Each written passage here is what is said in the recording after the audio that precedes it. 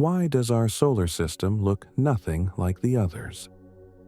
When astronomers point their telescopes toward distant stars, they do not see neat rows of small rocky planets circling close to the star, and large gas giants drifting calmly farther out, the way our own system does. Instead, they find giant planets pressed so close to their stars that their atmospheres glow with heat, worlds larger than Jupiter racing around in just a few days.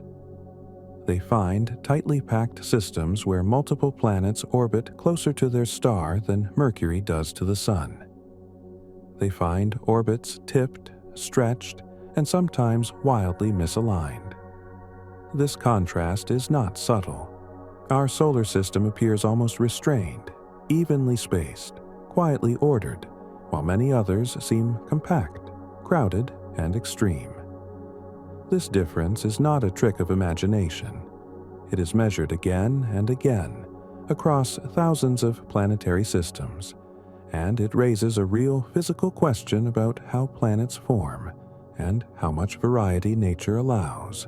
Before we go any further, if you find yourself enjoying this kind of slow, careful curiosity, you're welcome to like or subscribe in whatever way feels right to you. And I'm quietly curious, where are you listening from right now? Somewhere still or somewhere in motion? Either way, let's stay with the physics. To understand why our solar system looks unusual, we begin not with planets at all, but with disks. Every star is born from a collapsing cloud of gas and dust. As the cloud contracts under gravity, it begins to spin, very slightly at first, then faster as it shrinks. The same way a figure skater spins faster when pulling in their arms.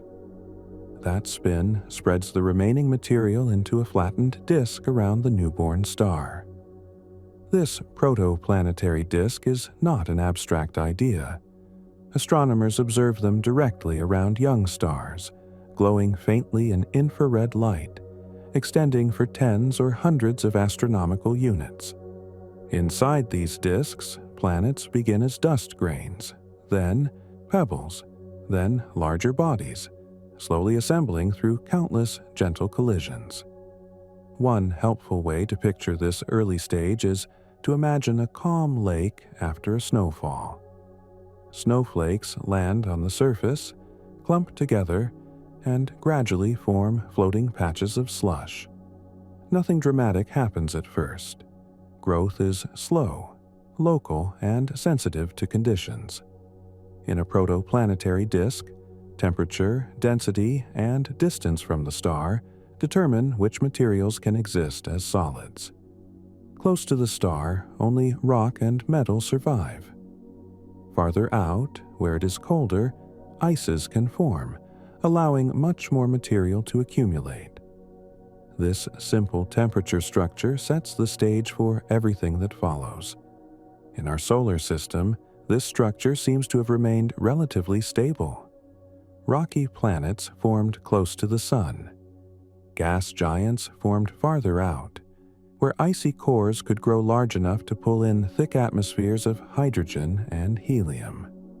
Crucially, these giant planets did not migrate very far inward. Jupiter stayed distant. Saturn stayed distant. This allowed the inner solar system to remain dominated by small, rocky worlds. But when astronomers look elsewhere, they often see signs that this calm separation did not hold. Many exoplanet systems contain what are called hot Jupiters, massive gas giants orbiting extremely close to their stars. These planets could not have formed where we see them now. The intense heat near a star would have prevented their icy cores from assembling. This means they must have formed farther out and then moved inward. This process is known as planetary migration, and it is driven by gravitational interactions between a planet and the disk of gas it moves through. The disk exerts a kind of drag, not like air resistance, but a gravitational pull that can slowly change a planet's orbit. An analogy helps here. Imagine a heavy object moving through thick syrup. The syrup flows around it unevenly, creating forces that slow it down and pull it inward.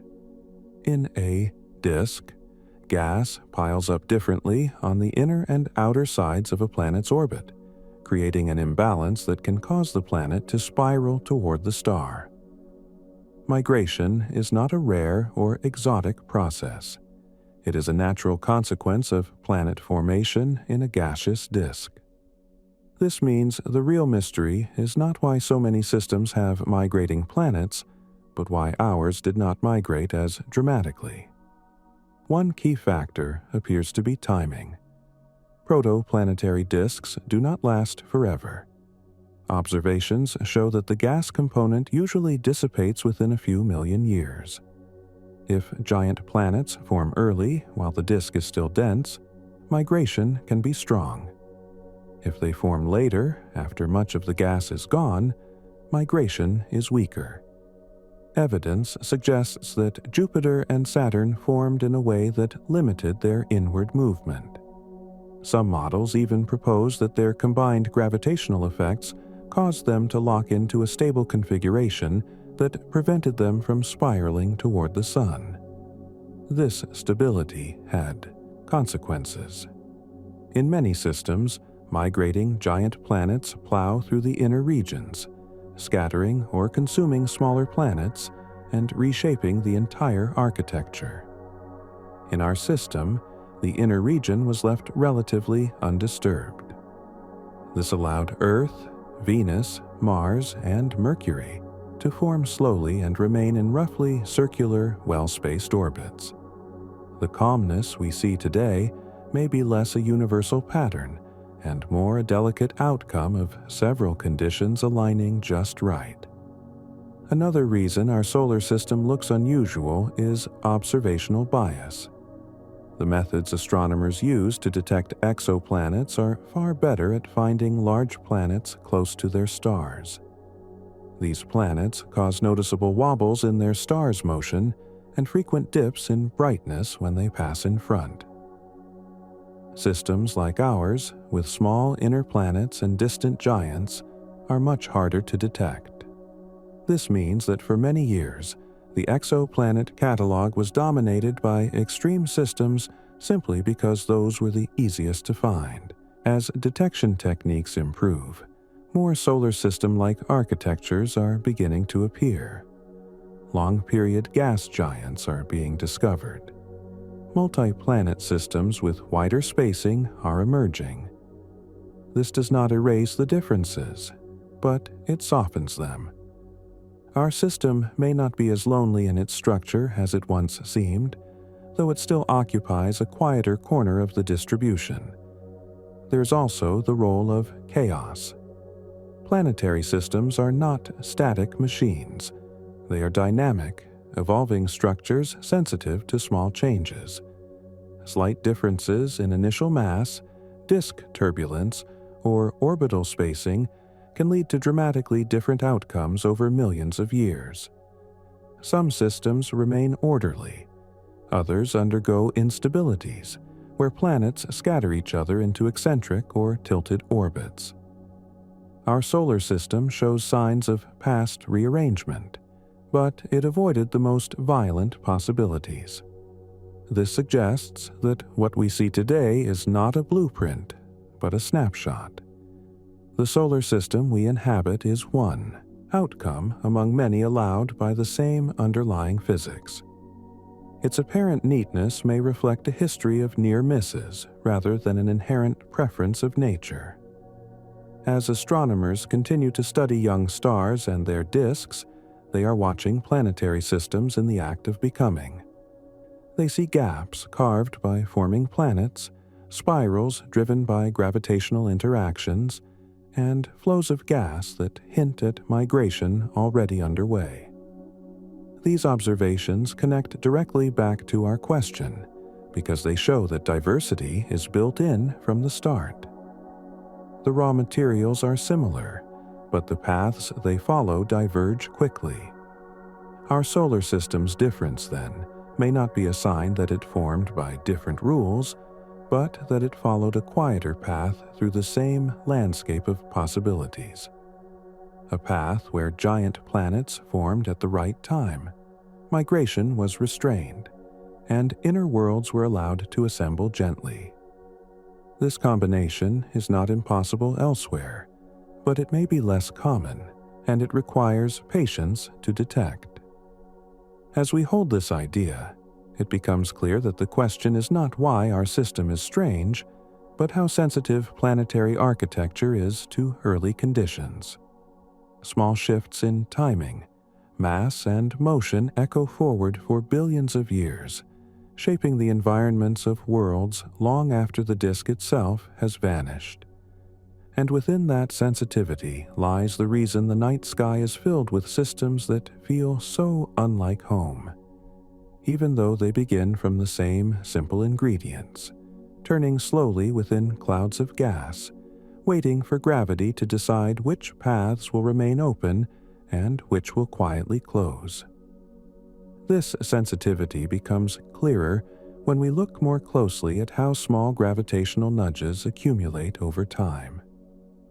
In the early solar system, countless bodies were moving within the disk, exchanging energy through close encounters. Each interaction was minor, almost forgettable on its own, but together they shaped long-term stability.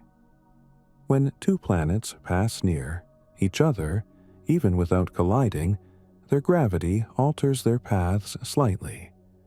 Over millions of years, these slight changes can add up, pushing planets into resonances where their orbital periods lock into simple ratios, or pulling them out of alignment entirely. Our solar system carries subtle fingerprints of these processes, but it never crossed the threshold into runaway instability. One reason may lie in the relative masses of the planets.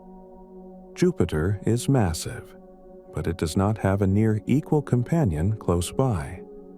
In many exoplanet systems, planets of similar size form in compact arrangements. This makes them more prone to mutual disruption. When several large planets orbit close together, their gravitational tugs are stronger and more frequent.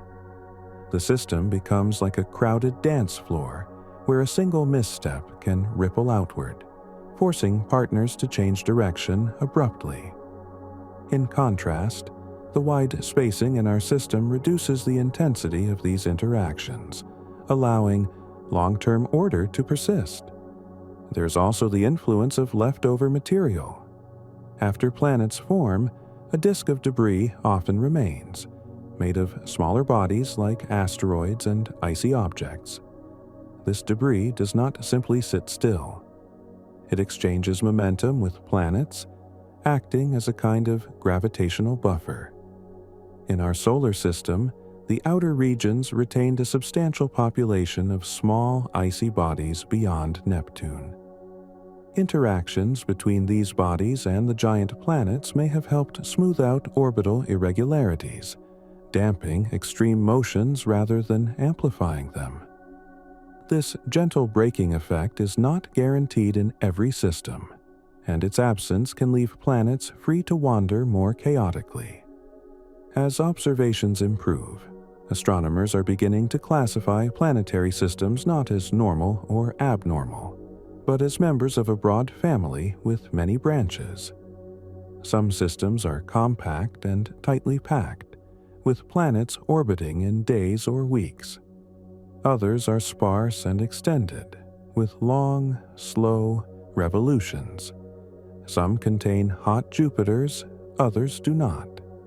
The solar system falls into one of the quieter branches, shaped by migration that stalled, interactions that softened rather than sharpened, and timing that avoided catastrophe.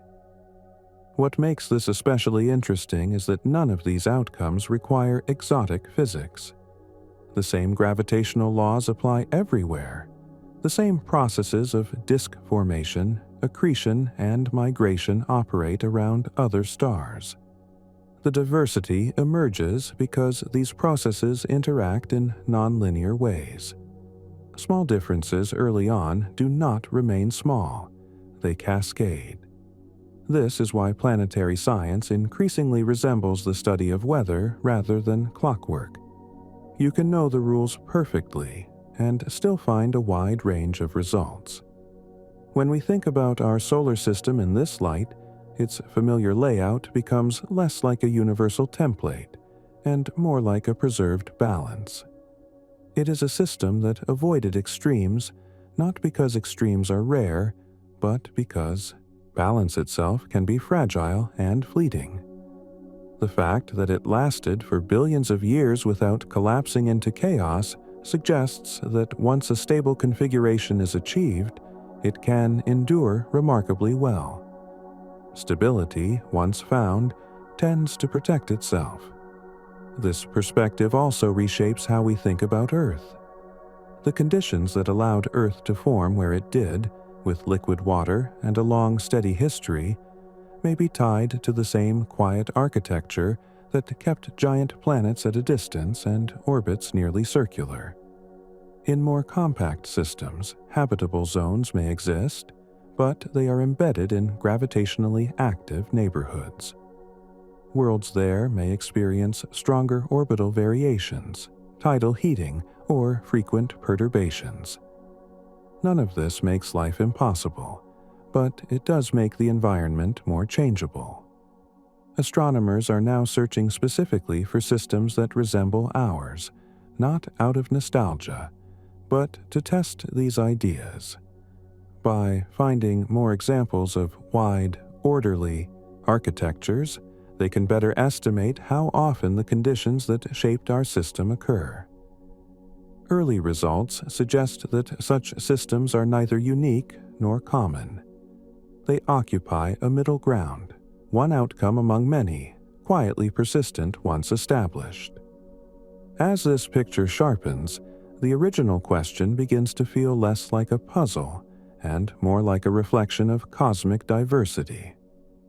Our solar system looks different because planetary systems are not stamped from a single mold. They are sculpted by timing, interaction, and chance within strict physical laws. The same rules give rise to both crowded, fast-moving systems and spacious, slowly evolving ones. The night sky contains them all, hidden behind points of light, each carrying a history written in gravity.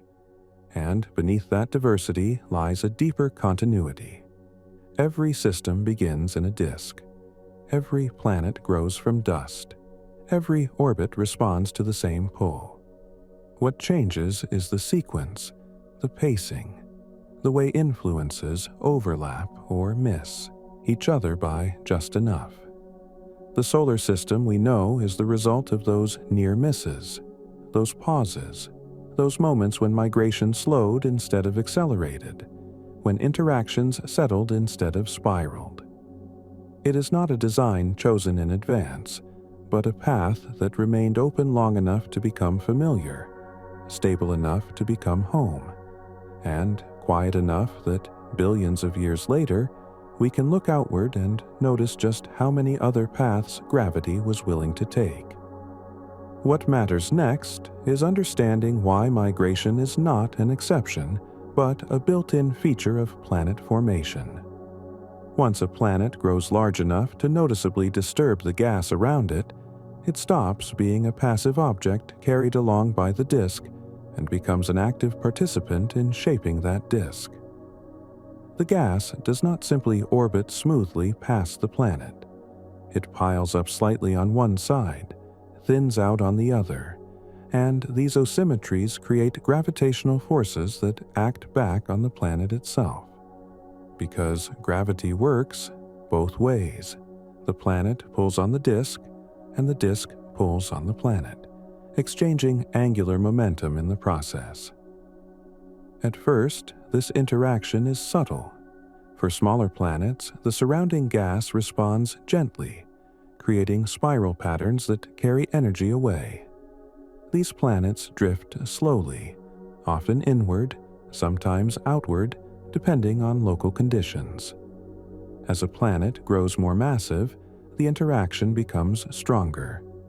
It can begin to carve a partial gap in the disk, altering how gas flows across its orbit. This changes the balance of forces and can slow migration, but rarely stops it entirely while gas remains abundant. In a sense, migration is the disk's way of redistributing mass and motion, smoothing itself out through gravitational negotiation. A useful image here is to imagine a leaf floating in a slow-moving stream. The leaf is carried along not because the water pushes it directly forward, but because the flow around it is uneven.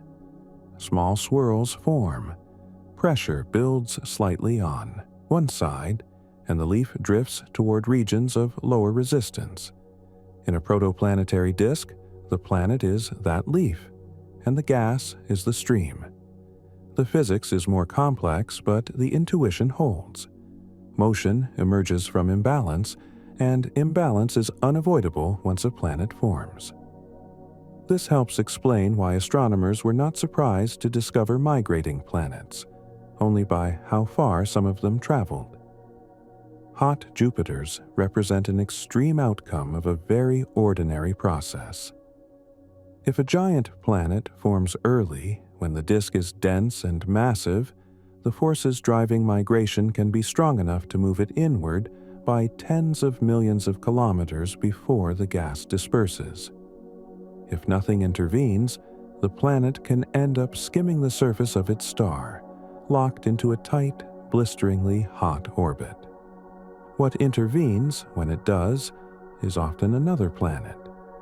Multiple planets embedded in the same disk do not migrate independently.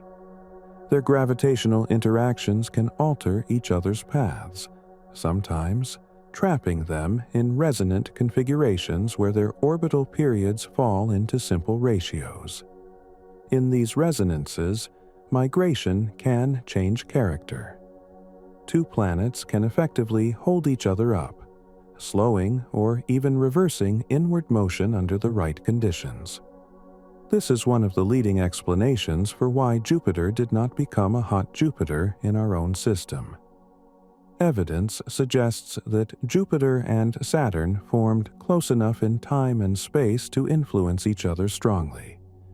As they interacted with the disk, their combined gravitational effects may have reshaped the gas flow in a way that reduced the net inward pull. Instead of spiraling toward the Sun, they settled into wider orbits. This outcome was not guaranteed. Slight differences in formation timing or mass could have led to a very different result, with Jupiter migrating inward and radically altering the inner solar system. This sensitivity highlights an important point. Migration is not a single, uniform process with a fixed outcome. It is a family of behaviors shaped by local conditions, planet mass, disk structure, and the presence of neighbors.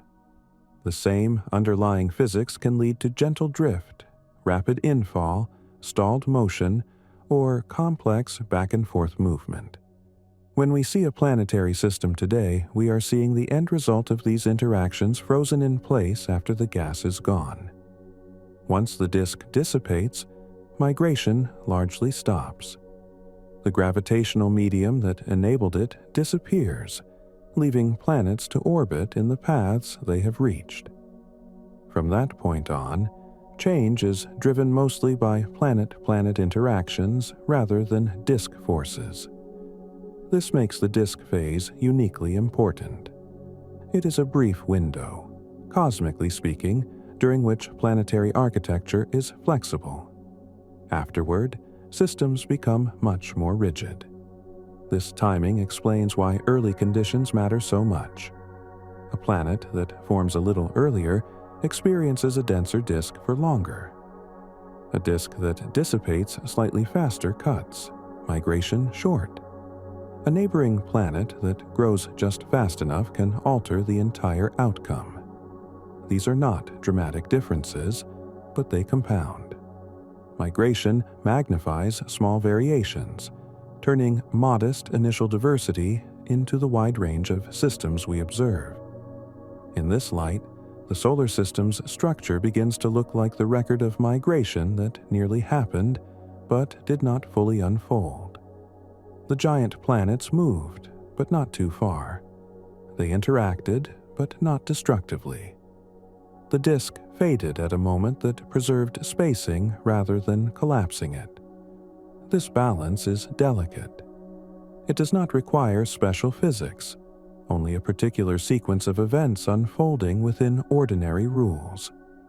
As astronomers model these processes, they often run the same simulation many times with slightly altered starting conditions.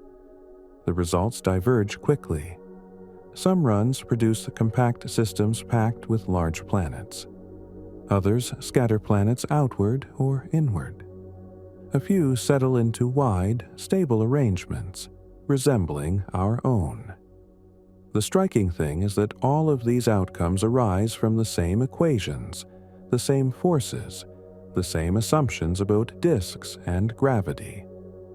This is why migration is such a central piece of the puzzle. Without it, planetary systems would look far more uniform. With it, diversity becomes inevitable. Migration acts as a branching point where early, almost invisible differences are amplified into lasting architectural features.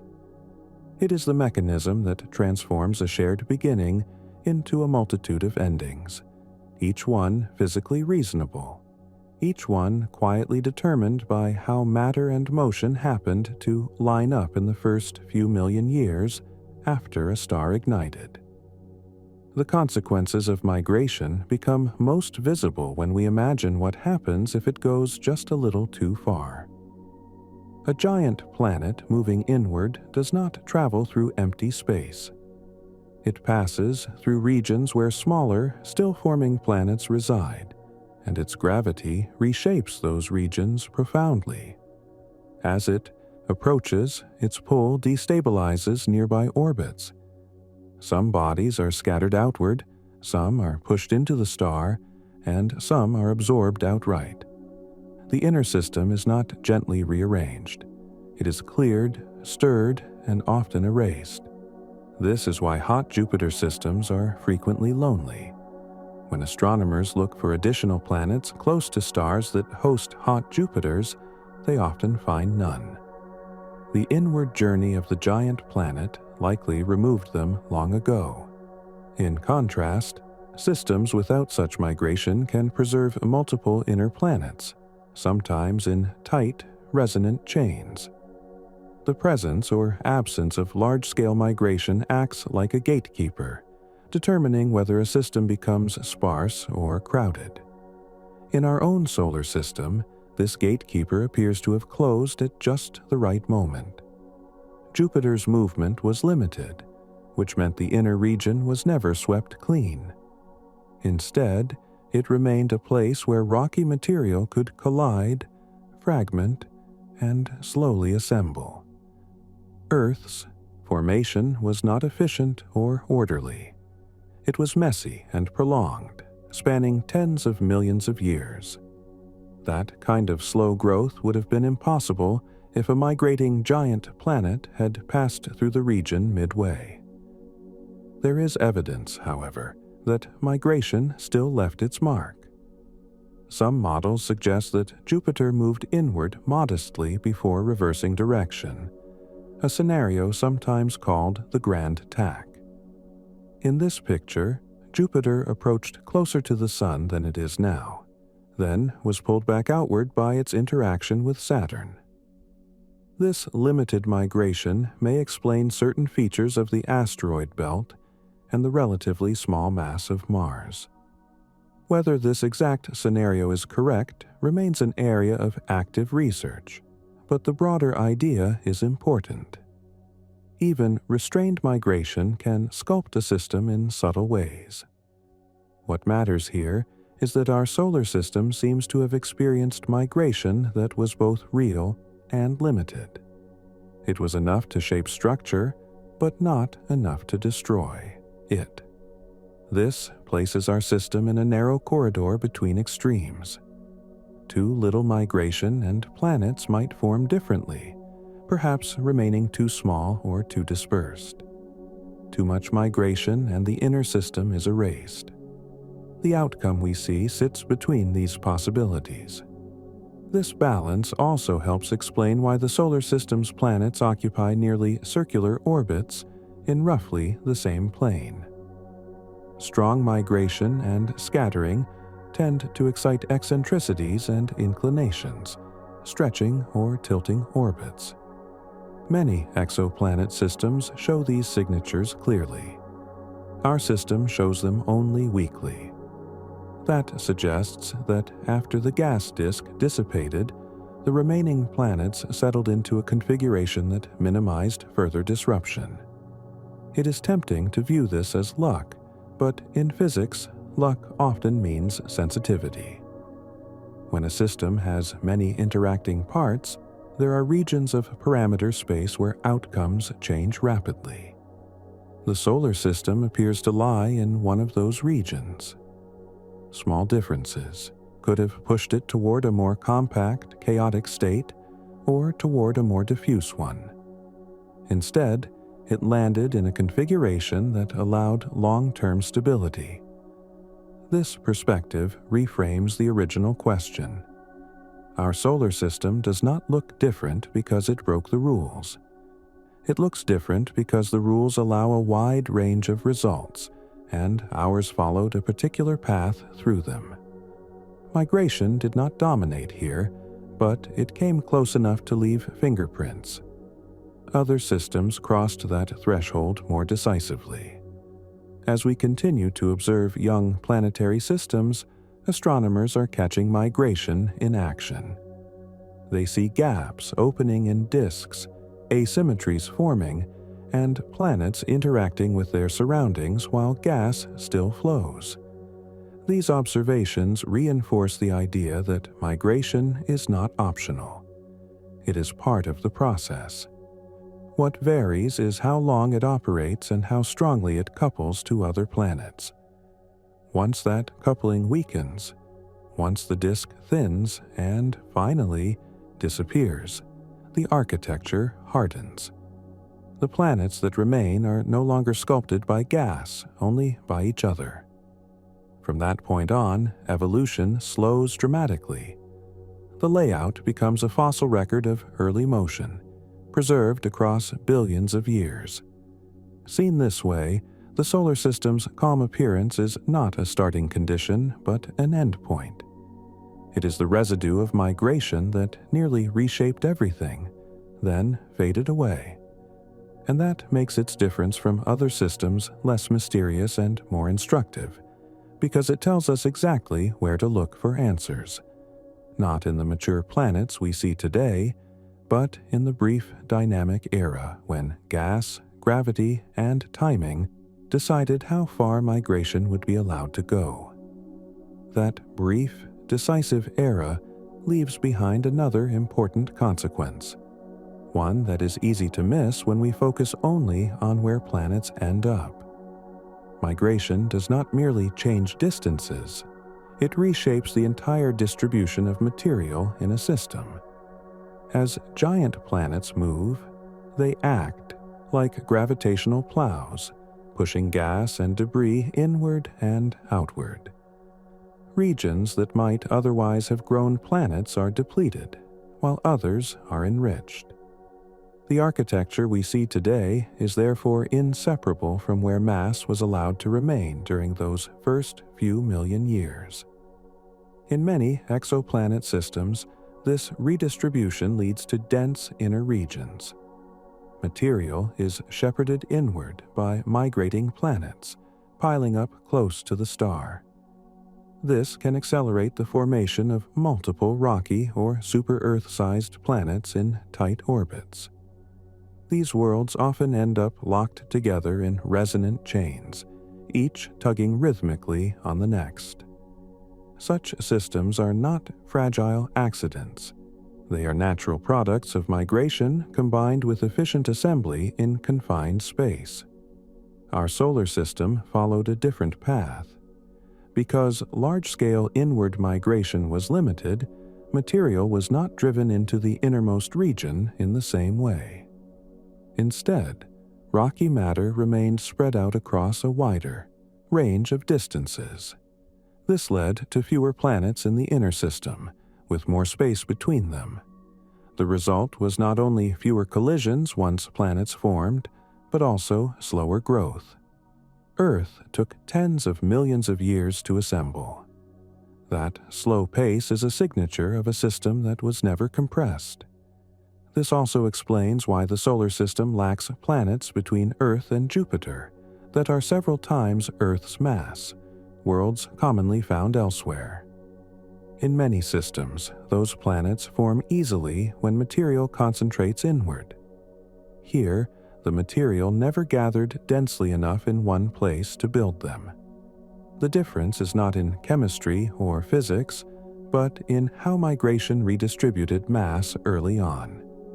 As researchers compare these patterns across many systems, a picture emerges where planetary architectures cluster into families.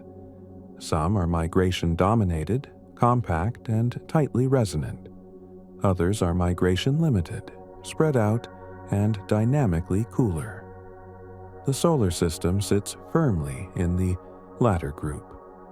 It is not alone, but it is not the most common outcome either, at least based on current observations.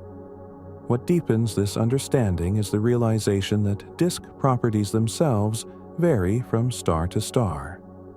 Some disks are massive and long-lived. Others dissipate quickly. Some are turbulent, others relatively smooth. These differences affect how strongly planets interact with the gas and how migration unfolds. A massive disk can drive rapid migration. A lighter disk may allow planets to grow but not travel far. The Sun's disk appears to have been moderate in both respects.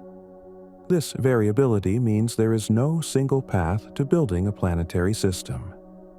Even before planets form, conditions diverge. Once planets appear, migration amplifies those divergences. The final architecture becomes a record of both initial conditions and early interactions, written in orbital distances and masses. There's also a temporal dimension to consider. Planet formation is not instantaneous. Different planets form at different times. If a giant planet forms early, it migrates in a dense disk. If it forms late, migration is weak. This timing alone can determine whether a system becomes compact or extended. In our solar system, the formation sequence appears to have favored restraint. Giant planets grew, but not early enough to dominate the inner disk completely.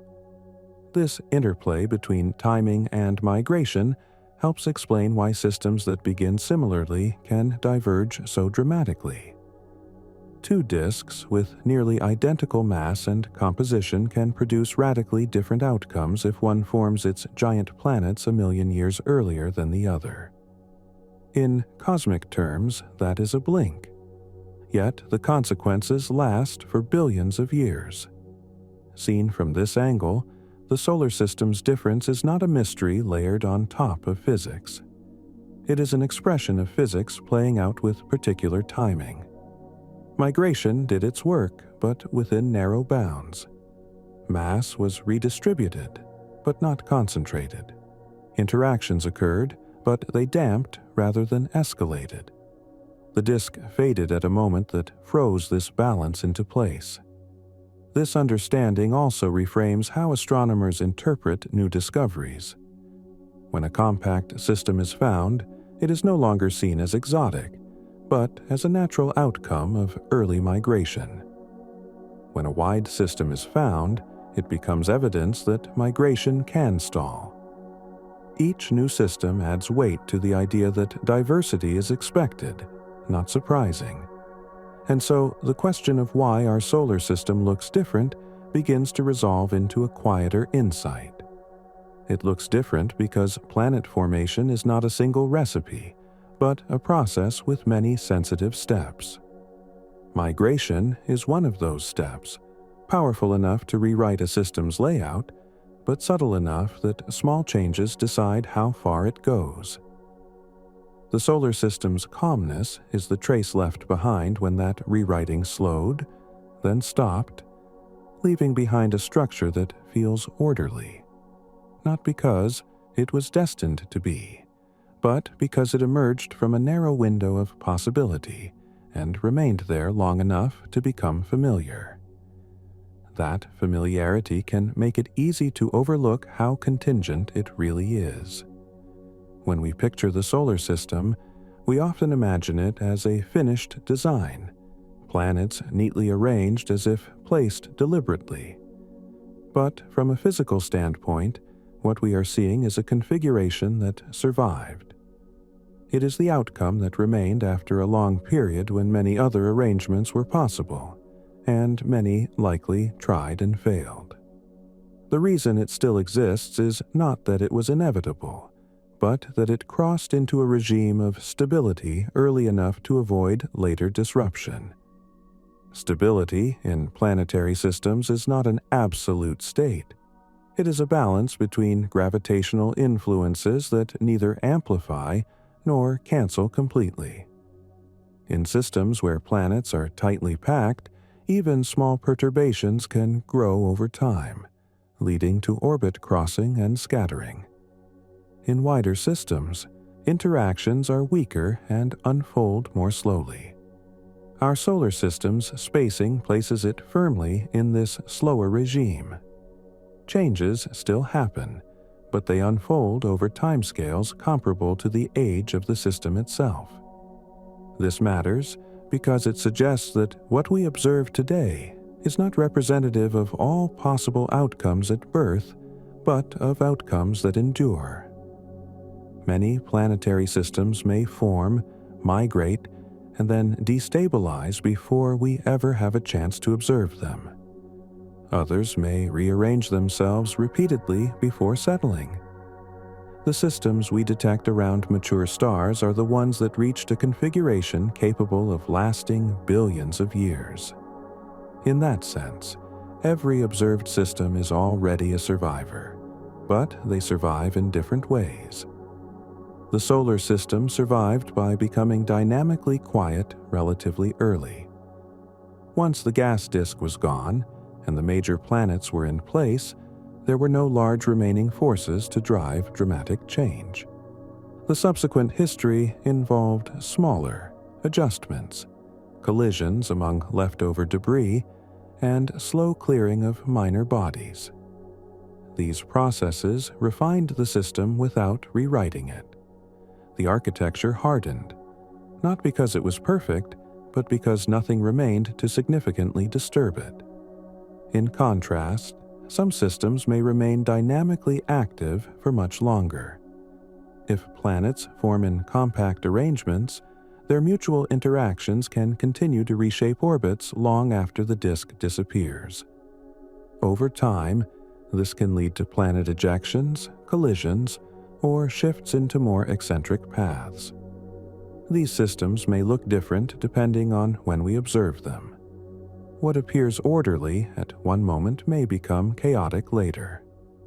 This time, dependence adds another layer to why systems look so different from one another.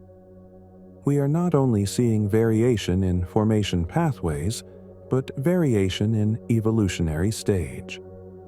Two systems of the same age may have reached stability through different routes, while others of different ages may appear similar by coincidence. The solar system's calm is therefore both a product of its history and a reflection of where it sits along its own evolutionary timeline. As astronomers extend their surveys to younger stars, they are beginning to glimpse systems before this settling is complete. These observations reveal planets still embedded in disks, still interacting strongly with gas, still migrating.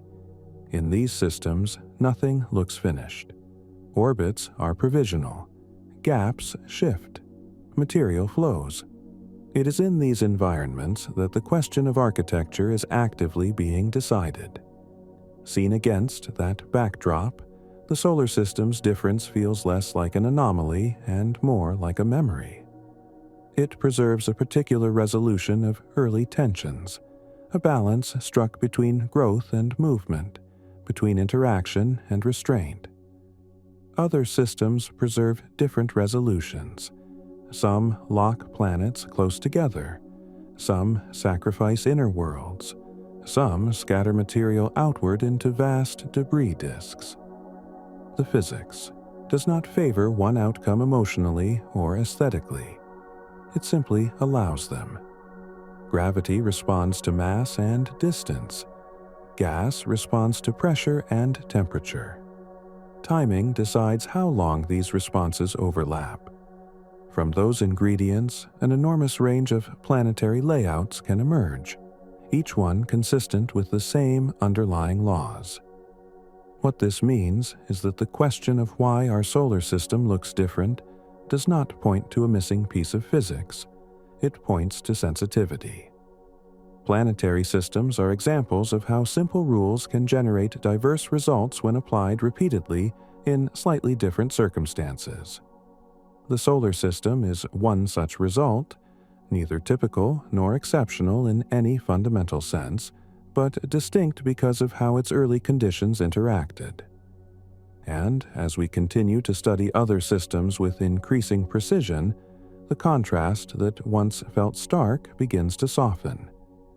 Differences remain, but they become contextual rather than mysterious.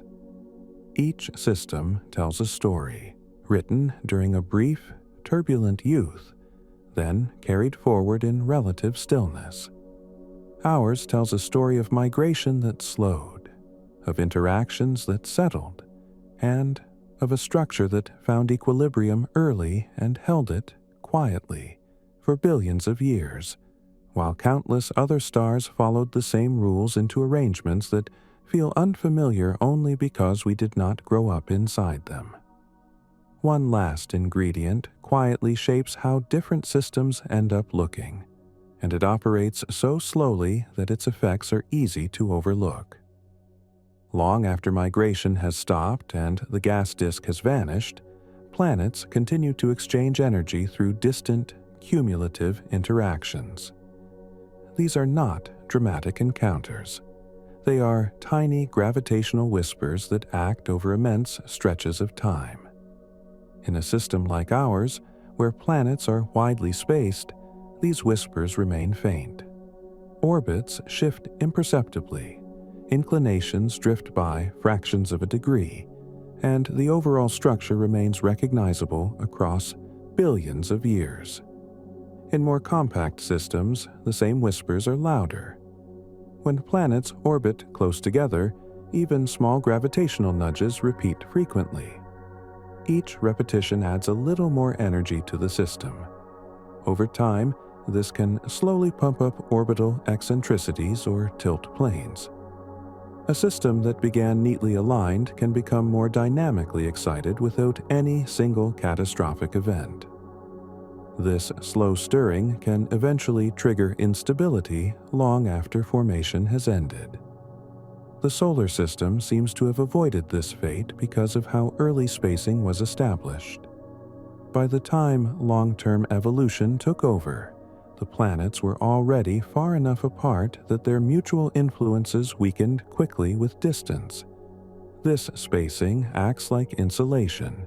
It prevents energy from circulating efficiently between orbits. The system cools dynamically instead of heating up. This idea of dynamic temperature is not metaphorical. Planetary scientists often describe systems as dynamically hot or cold depending on how energetic and chaotic their motions are. Our solar system is dynamically cold. Orbits are nearly circular, coplanar, and stable. Many exoplanet systems are dynamically warmer, with higher eccentricities and misalignments. Migration plays a role in setting this temperature, but so does the spacing left behind when migration ends. Seen together, these effects reveal why the solar system's appearance persists. It is not just that migration was limited, but that what followed was quiet. The architecture that emerged was not continually stirred or destabilized. Once the system settled, it stayed settled. That endurance reinforces the impression of order, even though that order is the outcome of a long chain of contingent events. As astronomers push toward detecting smaller and more distant planets, they are beginning to uncover systems that share some of these traits. Wide spacing, modest masses, low eccentricities. These systems do not dominate current catalogs, but they are becoming more visible. With them comes a shift in perspective.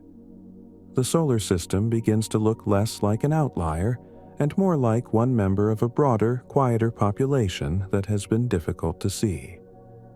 This does not diminish the diversity that made the question compelling in the first place.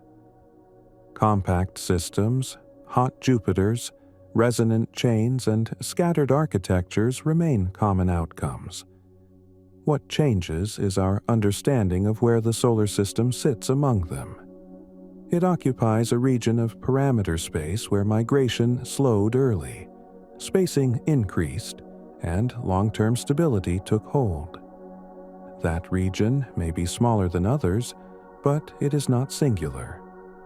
What this ultimately tells us is something subtle about how nature explores possibilities. Planetary systems do not sample all outcomes evenly. Some configurations are easier to reach, others are easier to keep. The solar system appears to be an example of a configuration that, once achieved, is hard to undo. Its calmness is self-reinforcing. Wide spacing reduces interaction. Reduced interaction preserves spacing. Over time, this feedback locks the system into place. The night sky is filled with systems that followed different feedback loops. Some amplified motion instead of damping it. Some concentrated mass instead of spreading it out. Some rearranged themselves repeatedly before settling. All of them obeyed the same physical laws. The differences we observe are the signatures of which loops dominated early on. So, when we ask why our solar system looks nothing like the others, the answer continues to narrow. It looks different because it passed through the formative era of migration, interaction, and mass redistribution in a way that favored restraint. That restraint shaped spacing. Spacing shaped stability. Stability preserved structure. Each step followed naturally from the last, without invoking rarity or special design. And within that chain lies a deeper clarity.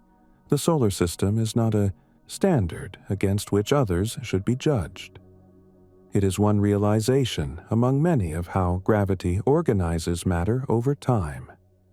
Its familiarity comes from inhabiting it, not from its universality.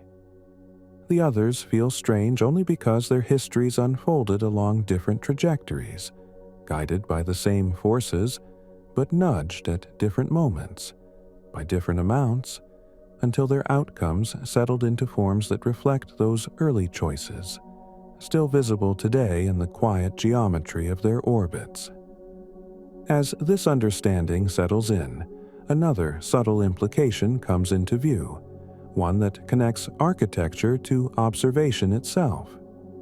The way a planetary system looks depends not only on how it formed, but on when we encounter it. Systems that experienced strong migration early may have stabilized into compact configurations quickly. Others may still be evolving, their orbits slowly shifting under lingering gravitational tension. The solar system, by contrast, presents a snapshot taken long after its most dramatic changes had already passed. This means that the apparent diversity we see today is shaped by a kind of selection effect through time. We are more likely to observe systems that have reached a durable configuration, because those systems persist. Configurations that are unstable on long timescales may exist briefly, but they do not linger long enough to be common in surveys of mature stars. Our solar system's longevity is therefore part of why it feels familiar and complete. It has had time to settle into itself. There is also an observational irony at work. The very features that make the solar system stable make it harder to detect from afar. Wide spacing means long orbital periods. Small inner planets produce subtle signals. If an alien astronomer were surveying our sun from hundreds of light years away with methods similar to ours, they might detect Jupiter first, after years of careful measurement, and miss Earth entirely. To them, our system might appear sparse or even empty. The apparent richness or strangeness of a system depends on the tools used to see it. As detection methods improve, this bias is slowly being corrected. Astronomers are extending their surveys over longer timescales, becoming sensitive to planets farther from their stars. They are refining techniques to detect smaller worlds. With each improvement, systems that resemble ours become a little easier to find. This gradual reveal reinforces the idea that the solar system is not fundamentally different, just differently situated within what we can currently observe. All of this points back to the same quiet conclusion without ever stating it outright. The solar system looks different because planetary systems are not static outcomes, but evolving processes frozen at different moments. Migration, interaction, timing, and spacing determine which moment becomes permanent. Our system's moment happened to be one of balance. That balance carries through everything that followed. It allowed climates to stabilize, impacts to diminish, and geological processes to unfold over immense spans of time. None of this was guaranteed. It emerged from architecture, and architecture emerged from migration that neither overwhelmed nor vanished too soon. When viewed this way, the solar system stops being a reference point and becomes a case study. It shows how restraint can arise naturally from dynamic processes, how quietness can be the product of motion rather than its absence. Other systems demonstrate the opposite, how early motion can remain visible forever in tight orbits and tilted planes. The physics does not prefer one outcome, it explores them all. Gravity does not aim for order or chaos. It responds, step by step, to conditions as they arise. The solar system's difference is simply the record of how those responses accumulated here. And so the question continues to resolve itself, not by narrowing possibilities, but by expanding context. The more we learn about other systems, the more the solar system feels less like an exception and more like a point along a spectrum shaped by the same forces acting everywhere. Its calm geometry is not a mystery waiting to be solved, but an imprint of early decisions made by matter and motion. Decisions that became locked in place when the gas thinned, the interactions softened, and the remaining planets settled into orbits that have been quietly repeating ever since, carrying forward the memory of how close they once came to becoming something entirely different. That sense of how close things came to unfolding differently is perhaps the most grounding part of this picture. When we look at the solar system as a finished arrangement, it feels static and inevitable. But when we place it back into its formative environment, surrounded by gas, dust, and competing gravitational influences, it becomes clear how provisional it once was. The orbits we rely on today were not fixed paths, but evolving negotiations, adjusted continuously by forces that no longer exist. This perspective also helps explain why certain features of the solar system appear finely tuned without requiring any special explanation.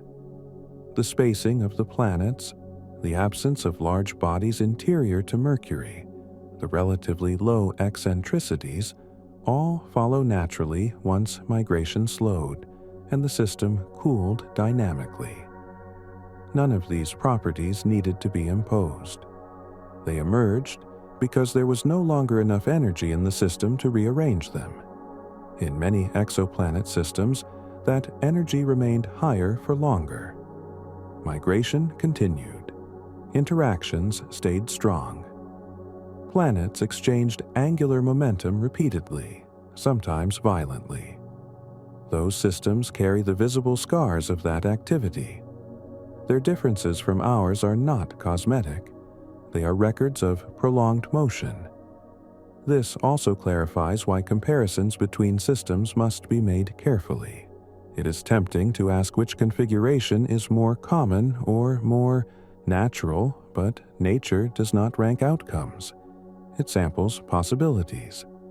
Some are easier to reach, others are easier to maintain.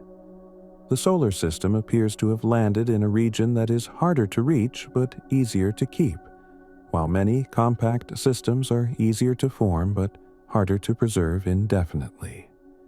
That trade-off is still being explored. Long-term simulations suggest that some tightly packed systems may slowly destabilize over billions of years, while others remain locked in stable resonances. Time will continue to differentiate them. The diversity we see now is not frozen. It is still unfolding, just at a pace that exceeds human observation. What makes the solar system especially instructive is that it shows how early calm can echo forward. Once migration subsided and spacing increased, later evolution became constrained. That constraint acted as a filter, allowing only small changes. The system became predictable, repetitive, and reliable.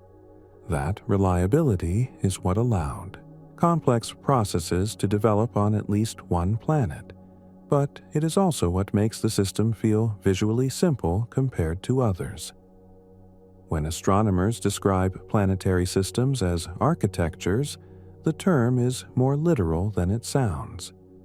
Architecture is not only about structure, but about load-bearing limits. In compact systems, the load is high. In wide systems, it is distributed. The solar system distributes gravitational load gently across distance. That distribution reduces stress and prolongs stability. As more data accumulates, this architectural view is becoming central. Systems are no longer categorized by individual planet types alone, but by how forces flow through them. Migration channels those forces early. Spacing determines how they circulate later. The solar system's difference emerges as a consequence of both phases aligning toward quietness. None of this diminishes the wonder of discovering radically different systems. If anything, it sharpens it. Each unfamiliar configuration becomes evidence of how flexible planetary formation really is. The question shifts from why systems differ to how many distinct stable arrangements gravity can sustain. And within that expanded view, the solar system takes on a new role. It becomes a reference not because it is typical, but because it is well understood. We can trace its history with unusual detail. We can test models against it.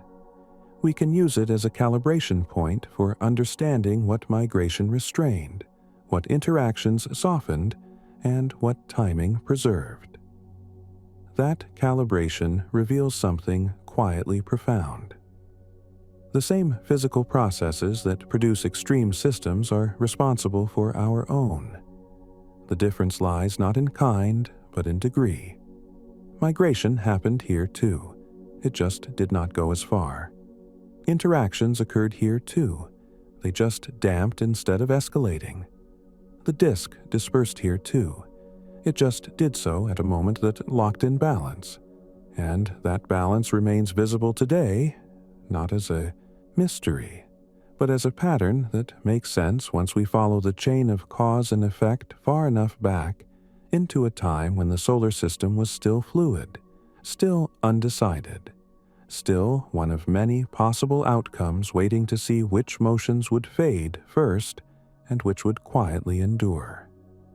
There is a final layer to this picture that becomes visible only when we step back and think statistically, not about individual systems, but about populations. When astronomers map thousands of planetary systems and plot their properties, they do not see random scatter, they see clusters. Certain combinations of planet size, spacing, and orbital period appear again and again. These clusters reflect the pathways that formation and migration most readily take. The solar system sits near the edge of one such cluster, in a region that is populated but not crowded. This matters because it tells us that our system is not an outlier in the sense of being improbable. It is an outcome that lies within the natural spread of possibilities, but one that requires several conditions to line up. Migration must be present but limited. Disk dissipation must occur at a particular pace. Giant planets must grow without overwhelming the inner regions.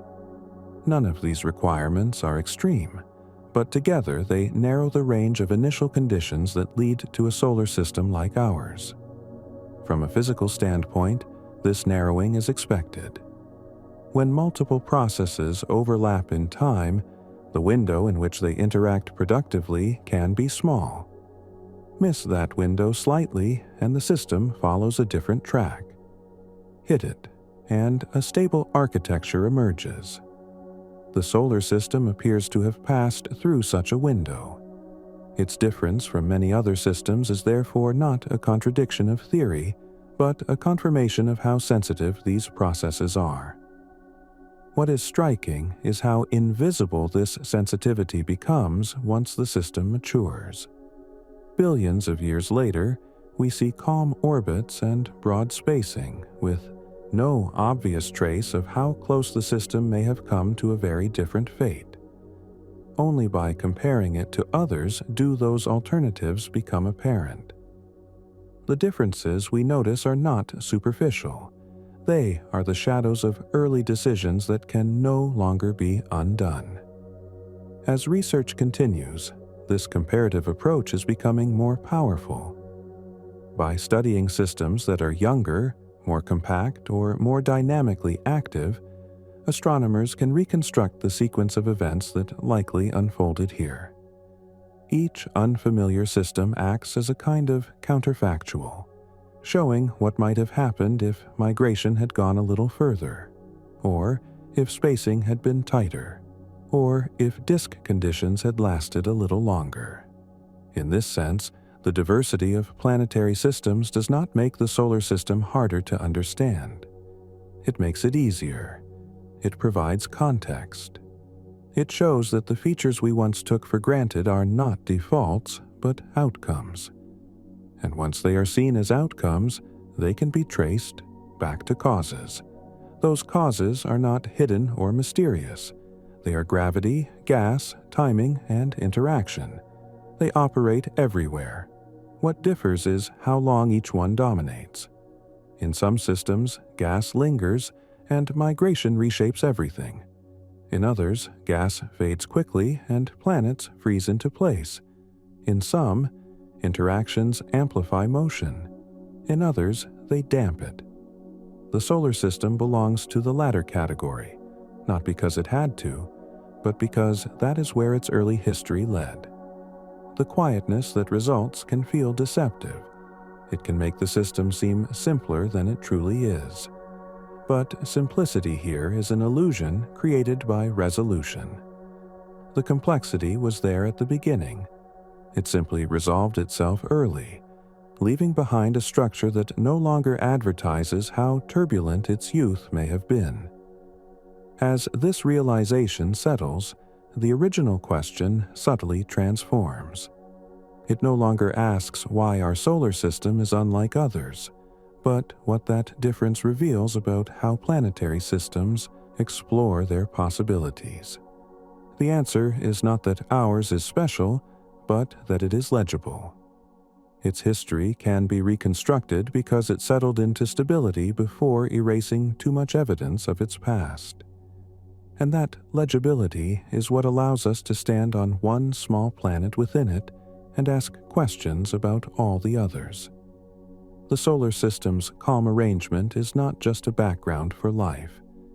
It is a record, written in spacing and motion, of how close matter can come to chaos without crossing into it, and how, under the same laws that shape countless other systems into unfamiliar forms, one configuration emerged that remained quiet enough, long enough, for observers to notice the differences and wonder where, exactly, they came from.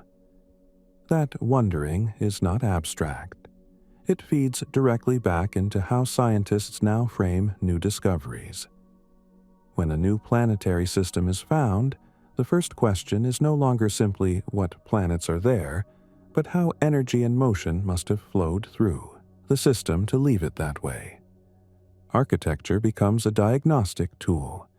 A compact system hints at strong early migration. Wide spacing hints at migration that stalled. High eccentricities suggest prolonged interaction. Low eccentricities suggest early cooling. Each configuration is a fingerprint of forces that acted long ago. In this framework, the solar system's fingerprint is unusually clean. The lines are broad and smooth. There are few abrupt breaks.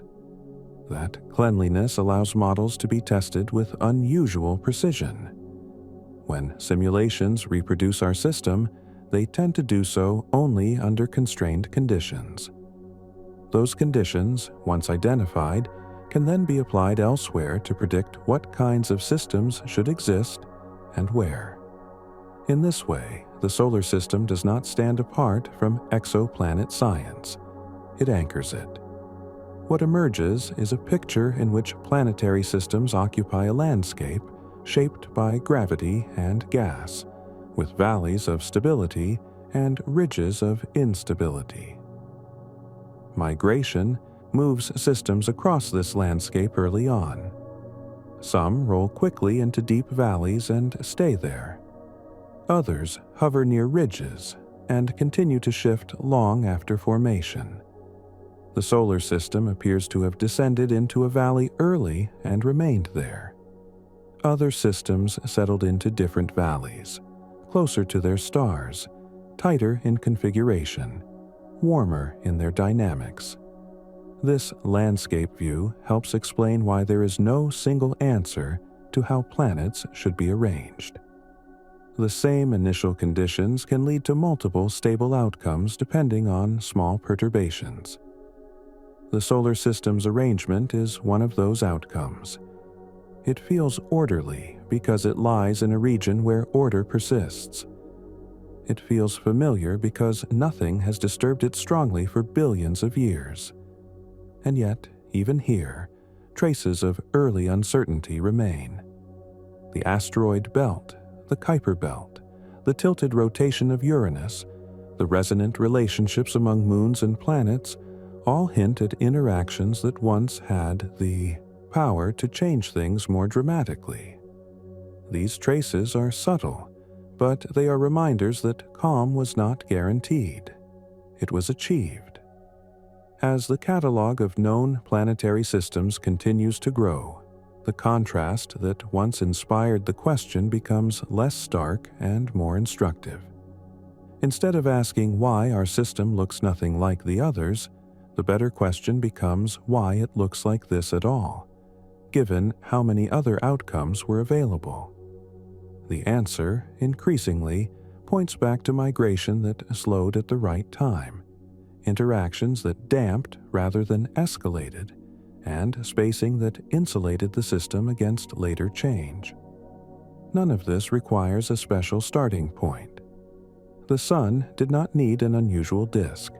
The physics did not need to behave differently here. What mattered was sequence. Which planets grew first? How long gas remained? When migration weakened? These are ordinary variables, but their order matters immensely. That ordering is what turns a turbulent beginning into a quiet present. It is what allows the solar system to feel static, even though it emerged from motion. And it is what makes the comparison to other systems so revealing. Each unfamiliar arrangement shows what happens when the same steps occur in a different order. So, the solar system's difference is not a contradiction waiting to be resolved. It is a clue already pointing in the right direction. It tells us that planetary systems are shaped less by fixed templates and more by evolving interactions, that early motion leaves lasting signatures, and that stability, once reached, can persist so long that it comes to feel natural. And within that understanding, the question that opened this exploration continues to unfold, not toward a final answer, but toward a clearer sense of how gravity, time, and chance collaborate. The solar system looks different because it followed a path where movement slowed before structure was erased, where interactions softened before chaos could take hold, and where the echoes of formation faded early enough to leave behind a geometry that has been quietly repeating ever since, steady enough to become the baseline from which all other differences are noticed. As this deeper coherence becomes visible, it changes the emotional texture of the question itself. The contrast between our solar system and others no longer feels like a mismatch that needs correction. It feels like a map of outcomes laid side by side. Each system marks a route taken through the same physical terrain, shaped not by intention, but by the timing and strength of forces that acted while everything was still in motion. The solar system's route simply happens to pass through a region of that terrain where motion quieted early. What makes this especially compelling is that nothing about that quietness was guaranteed. In the early disk, gravity did not distinguish between preserving inner worlds or erasing them. Gas did not favor wide spacing over compact chains. Every process acted locally, responding to conditions in the moment. Migration followed gradients. Growth followed availability. Interaction followed proximity. The calm we now observe is the cumulative outcome of those responses intersecting at just the right times. One way to appreciate this is to think about how narrow the window for calm actually is. If giant planets form too early, migration dominates and the inner system is reshaped. If they form too late, they may not grow large enough to stabilize the outer regions. If the disk dissipates too quickly, planets remain small and scattered. If it lingers too long, migration continues unchecked. The solar system appears to have threaded a narrow corridor between these possibilities. Not because that corridor is rare in an absolute sense, but because it is defined by overlapping timescales that must align. This alignment is not exotic. It emerges naturally in some fraction of systems, but it is fragile. Small changes push outcomes elsewhere. That fragility is what gives planetary systems their extraordinary variety. It is also what makes architecture such a powerful clue. When we see a compact system, we are seeing evidence that alignment failed in one direction. When we see a wide system, we are seeing evidence that it failed in another. The solar system sits where alignment succeeded in producing restraint. That restraint shapes not only the orbits of planets, but the flow of energy throughout the system. In a compact architecture, energy circulates efficiently. Planets exchange angular momentum readily. Resonances form and persist. In a wide architecture, energy circulation is inefficient. Interactions weaken rapidly with distance. Changes become local rather than global. The solar system belongs firmly to this second category. Its planets are gravitationally aware of each other, but only faintly so. This faint awareness is why long-term stability becomes possible. Over billions of years, the planets repeat, their motions with only minor variations. Those variations do not accumulate into chaos because there is no efficient pathway for energy to cascade through the system. The system is dynamically insulated. Once it reached this state, it was effectively locked in. That locking in is what allows us to see the solar system as it is today. It is also what allows us to reconstruct its past. Because the architecture did not continue to evolve dramatically, early features were not erased. We can still see the imprint of migration in the distribution of asteroids. We can still infer past resonances from present spacing. The calm preserved the evidence of its own emergence. In many other systems, that evidence may be gone. Continued migration or long-term instability can overwrite earlier stages, leaving behind architectures that no longer clearly reflect how they formed. Those systems are not less informative, but they are harder to read. The solar system's difference is therefore not just physical. It is epistemological. It is easier to understand. This ease of understanding has consequences. It shapes how theories are built. It influences which models feel plausible. It even affects intuition. For a long time, astronomers assumed that planetary systems would resemble ours because it was the only example available. When exoplanets revealed radically different architectures, that assumption collapsed. But the collapse was not a rejection of the solar system as a guide. It was a recalibration of how to use it. Now, the solar system is understood as one data point among many, but a uniquely detailed one. Its difference from others is not a problem to solve, but a boundary condition to respect. Any successful theory of planet formation must produce systems like ours sometimes, and systems unlike ours often. That requirement is not trivial. It forces theories to accommodate sensitivity, timing, and diversity as core features, not exceptions. As this theoretical framework matures, it becomes increasingly clear that there is no single story of planet formation. There is a grammar, not a script. The grammar is written by gravity, gas dynamics, and orbital mechanics. The sentences vary. The solar system's sentence happens to be long, evenly spaced, and grammatically conservative. Other systems write shorter, denser phrases, punctuated by resonances and migrations that leave less space between ideas. This analogy has limits, but it captures something essential. The physics does not dictate aesthetics, it permits structures. Some structures persist quietly, others remain tense. The solar system's quietness is one permissible structure among many, and yet that quietness has consequences that extend far beyond orbital geometry.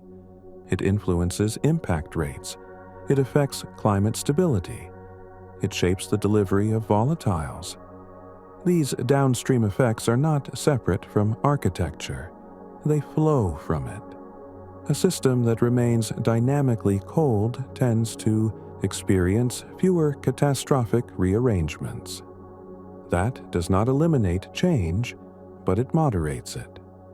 This moderation matters when we consider the broader question of habitability. While the narration here does not drift into speculation, it is worth noticing that architecture sets boundary conditions for everything that follows. A calm system does not guarantee habitable worlds, but it allows them to persist without constant disruption. Other systems may host habitable worlds too, but their environments may be more variable, more strongly shaped by orbital dynamics. Returning to the central question, the solar system looks different because it embodies a particular balance between motion and stillness. That balance is not mystical. It is mechanical. It arises when migration weakens before it can compress the system, when interactions damp before they can excite, and when spacing increases enough to insulate planets from each other's long-term influence. Every part of this chain is grounded in well-understood physics. There is no hidden parameter, no missing force. What varies is the order and duration of familiar processes. That variation is enough to produce the diversity we see. The more systems we study, the more this becomes evident. Each new discovery does not make the solar system stranger. It makes it clearer. It shows which knobs were turned, which levers were released, and which feedbacks dominated early on. With enough examples, the solar system's position in the broader landscape becomes easier to see. It is not at the center. It is not at the edge. It is somewhere in between, in a region where migration did not run away, where spacing grew before interactions could amplify, and where long-term evolution settled into repetition rather than transformation. That repetition is what makes the solar system feel timeless. The planets return to their positions with a regularity that invites familiarity. But that regularity is a late-stage phenomenon. It is the result of a system that shed its volatility early. Other systems did not shed it as completely or as quickly. Understanding this does not diminish the solar system's significance. It deepens it. It reveals that what we experience as stability is not the absence of change, but the outcome of change that resolved itself early. The difference we see when we compare our system to others is the difference between early resolution and prolonged dynamism. And so the question continues to answer itself through accumulation rather than declaration. The solar system looks different because planetary systems are shaped by migration that can either compress or spare inner regions, by interactions that can either heat or cool dynamics, and by timing that determines which of these processes dominates. Our system followed a path where restraint emerged naturally and then reinforced itself. That path is not universal. It is one of many, but it is coherent. And coherence, once achieved, can persist for billions of years, long enough for observers to arise within it and notice that elsewhere, under the same laws, matter found countless other ways to arrange itself, each one as physically legitimate as the quiet, spacious pattern we call home. As this understanding continues to deepen, another quiet implication comes into focus, one that ties together formation, stability, and the way differences persist across time. Planetary systems do not merely settle into architectures, they also develop histories of interaction that either fade away or remain active. The solar system's history faded early. Other systems carry theirs forward. That distinction matters because it shapes not just where planets are, but how much memory of motion the system retains. In a dynamically active system, planets remember their past through eccentric orbits, tilted planes, and resonant relationships that continue to exchange energy. Motion remains expressive. The system is still speaking in the language of its formation. In a dynamically quiet system, that language softens. Orbits circularize. Planes align. Resonances weaken. The system forgets the details of how it got there, retaining only the broad outline of spacing and mass. The solar system is a system that forgot early, its memory compressed into a few durable features rather than ongoing motion. This forgetting is not loss in a negative sense. It is stabilization. It is what allows predictability to emerge. The planets still interact, but those interactions are bounded. They do not rewrite the system, they maintain it. This distinction helps explain why our solar system feels almost static compared to many others. It is not that it lacks complexity. It is that its complexity resolved itself into a form that no longer advertises internal tension. Other systems remain expressive, their architectures still carrying the imprint of unresolved interactions. When astronomers detect misaligned orbits or extreme eccentricities, they are often seeing systems where early energy was never fully damped. Migration may have been strong. Disk dispersal may have been uneven. Planetary encounters may have injected lasting motion. These systems did not forget. Their present appearance is a continuation of their past. The solar system's appearance, by contrast, is more like a pause after resolution. That pause has lasted billions of years. During that time, slow processes have continued, but none have been strong enough to alter the overall structure. The system reached a basin of stability deep enough that it has remained there. This idea of basins is useful because it reframes difference as depth rather than deviation. The solar system occupies a deep basin. Compact systems may occupy shallower ones. Both are allowed. Both are stable, but to different degrees and over different timescales. A shallow basin can still hold a system for long periods, but it is more sensitive to disturbance. A deep basin resists change. What determines basin depth is not a single factor. It is the cumulative effect of migration, spacing, mass distribution, and timing. The solar system's basin appears to be deep because spacing grew early and interactions cooled quickly. Once there, little could dislodge it. This depth also explains why the solar system has not undergone dramatic rearrangement in its later history. After the early era of formation and migration, the remaining material was insufficient to drive major change. There were no massive reservoirs of gas, no closely packed giant planets, no efficient pathways for energy transfer. The architecture hardened. In other systems, hardening may occur later or not at all. Some may still be slowly reshaping themselves today. The diversity we observe is therefore not just diversity of form, but diversity of evolutionary pace. The solar system's pace slowed early. Others continue at a gentle but persistent speed. This brings us back again to the question of why our system looks the way it does.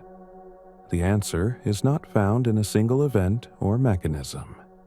It is found in the alignment of several ordinary processes that happened to reinforce each other rather than compete. Migration slowed as spacing increased. Spacing reduced interaction. Reduced interaction preserved spacing. This feedback loop is quiet but powerful. Once seen, it becomes clear that this loop does not need to be rare to produce noticeable difference.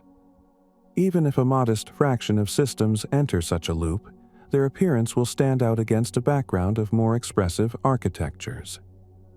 Calmness is visually distinctive precisely because it lacks drama. There is a tendency, when confronted with difference, to search for exception.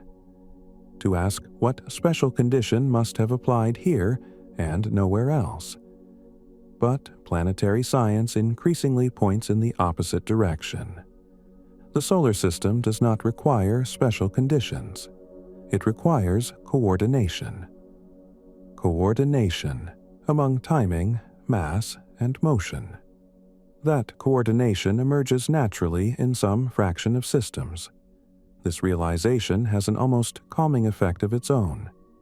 It suggests that the universe is not biased toward chaos or order, but toward exploration. It tries many arrangements. Some are short-lived, some endure. The solar system is one that endured early. Endurance changes perception. What persists becomes familiar. What changes draws attention. The solar system's difference is therefore partly a difference of exposure. We live inside one outcome and observe others from afar. Their unfamiliarity is amplified by distance and novelty. Ours feels ordinary because it is continuous. But continuity itself is a property that had to be earned. It emerged from the same processes that elsewhere produced compression, excitation, and migration that never quite stopped. The difference is not in the rules, but in the way those rules intersected here. As astronomers continue to build larger statistical samples, this perspective continues to sharpen. Systems that once seemed exotic become common. Systems that once seemed typical become contextual. The solar system finds its place not as a model, but as a member of a class defined by early stabilization and long-term quiet. That class may never dominate catalogs, but it does not need to. Its significance lies not in frequency, but in clarity. It shows how planetary systems can resolve early chaos into enduring structure. It shows that stability is not imposed from outside, but arises from the internal balancing of forces. And this, finally, reframes the emotional weight of the question itself. Why does our solar system look nothing like the others is not a lament about isolation. It is an invitation to understand process. It asks not why we are different, but how difference emerges so naturally from sameness. The answer, unfolding step by step, remains grounded in migration that could have gone further, interactions that could have escalated, and timing that could have shifted. None of those possibilities were forbidden. They simply did not persist here. What persisted instead was a pattern of restraint. A pattern where movement resolved early, where spacing insulated motion, and where the memory of formation softened into repetition. That pattern is written across the solar system in wide orbits and gentle interactions, in a geometry that has repeated itself quietly for billions of years. And, as we continue to look outward, that geometry becomes one among many, no longer a default, no longer a mystery, but a clear example of how, under the same universal laws, matter can sometimes find its way into a calm arrangement and stay there long enough for the question itself to arise, spoken from within a system that learned very early on how to be still. There is a quiet consistency in how this picture keeps returning to timing. Again and again, the differences between planetary systems trace back not to what happened, but to when it happened. The same processes operate everywhere, but they overlap for different lengths of time. Migration overlaps with growth. Growth overlaps with disk dissipation. Interactions overlap with both. The solar system's difference emerges from how those overlaps narrowed rather than widened. When timing narrows overlap, forces lose leverage. Migration weakens before it can compress. Interactions cool before they can escalate. The system sheds degrees of freedom. Motion becomes constrained.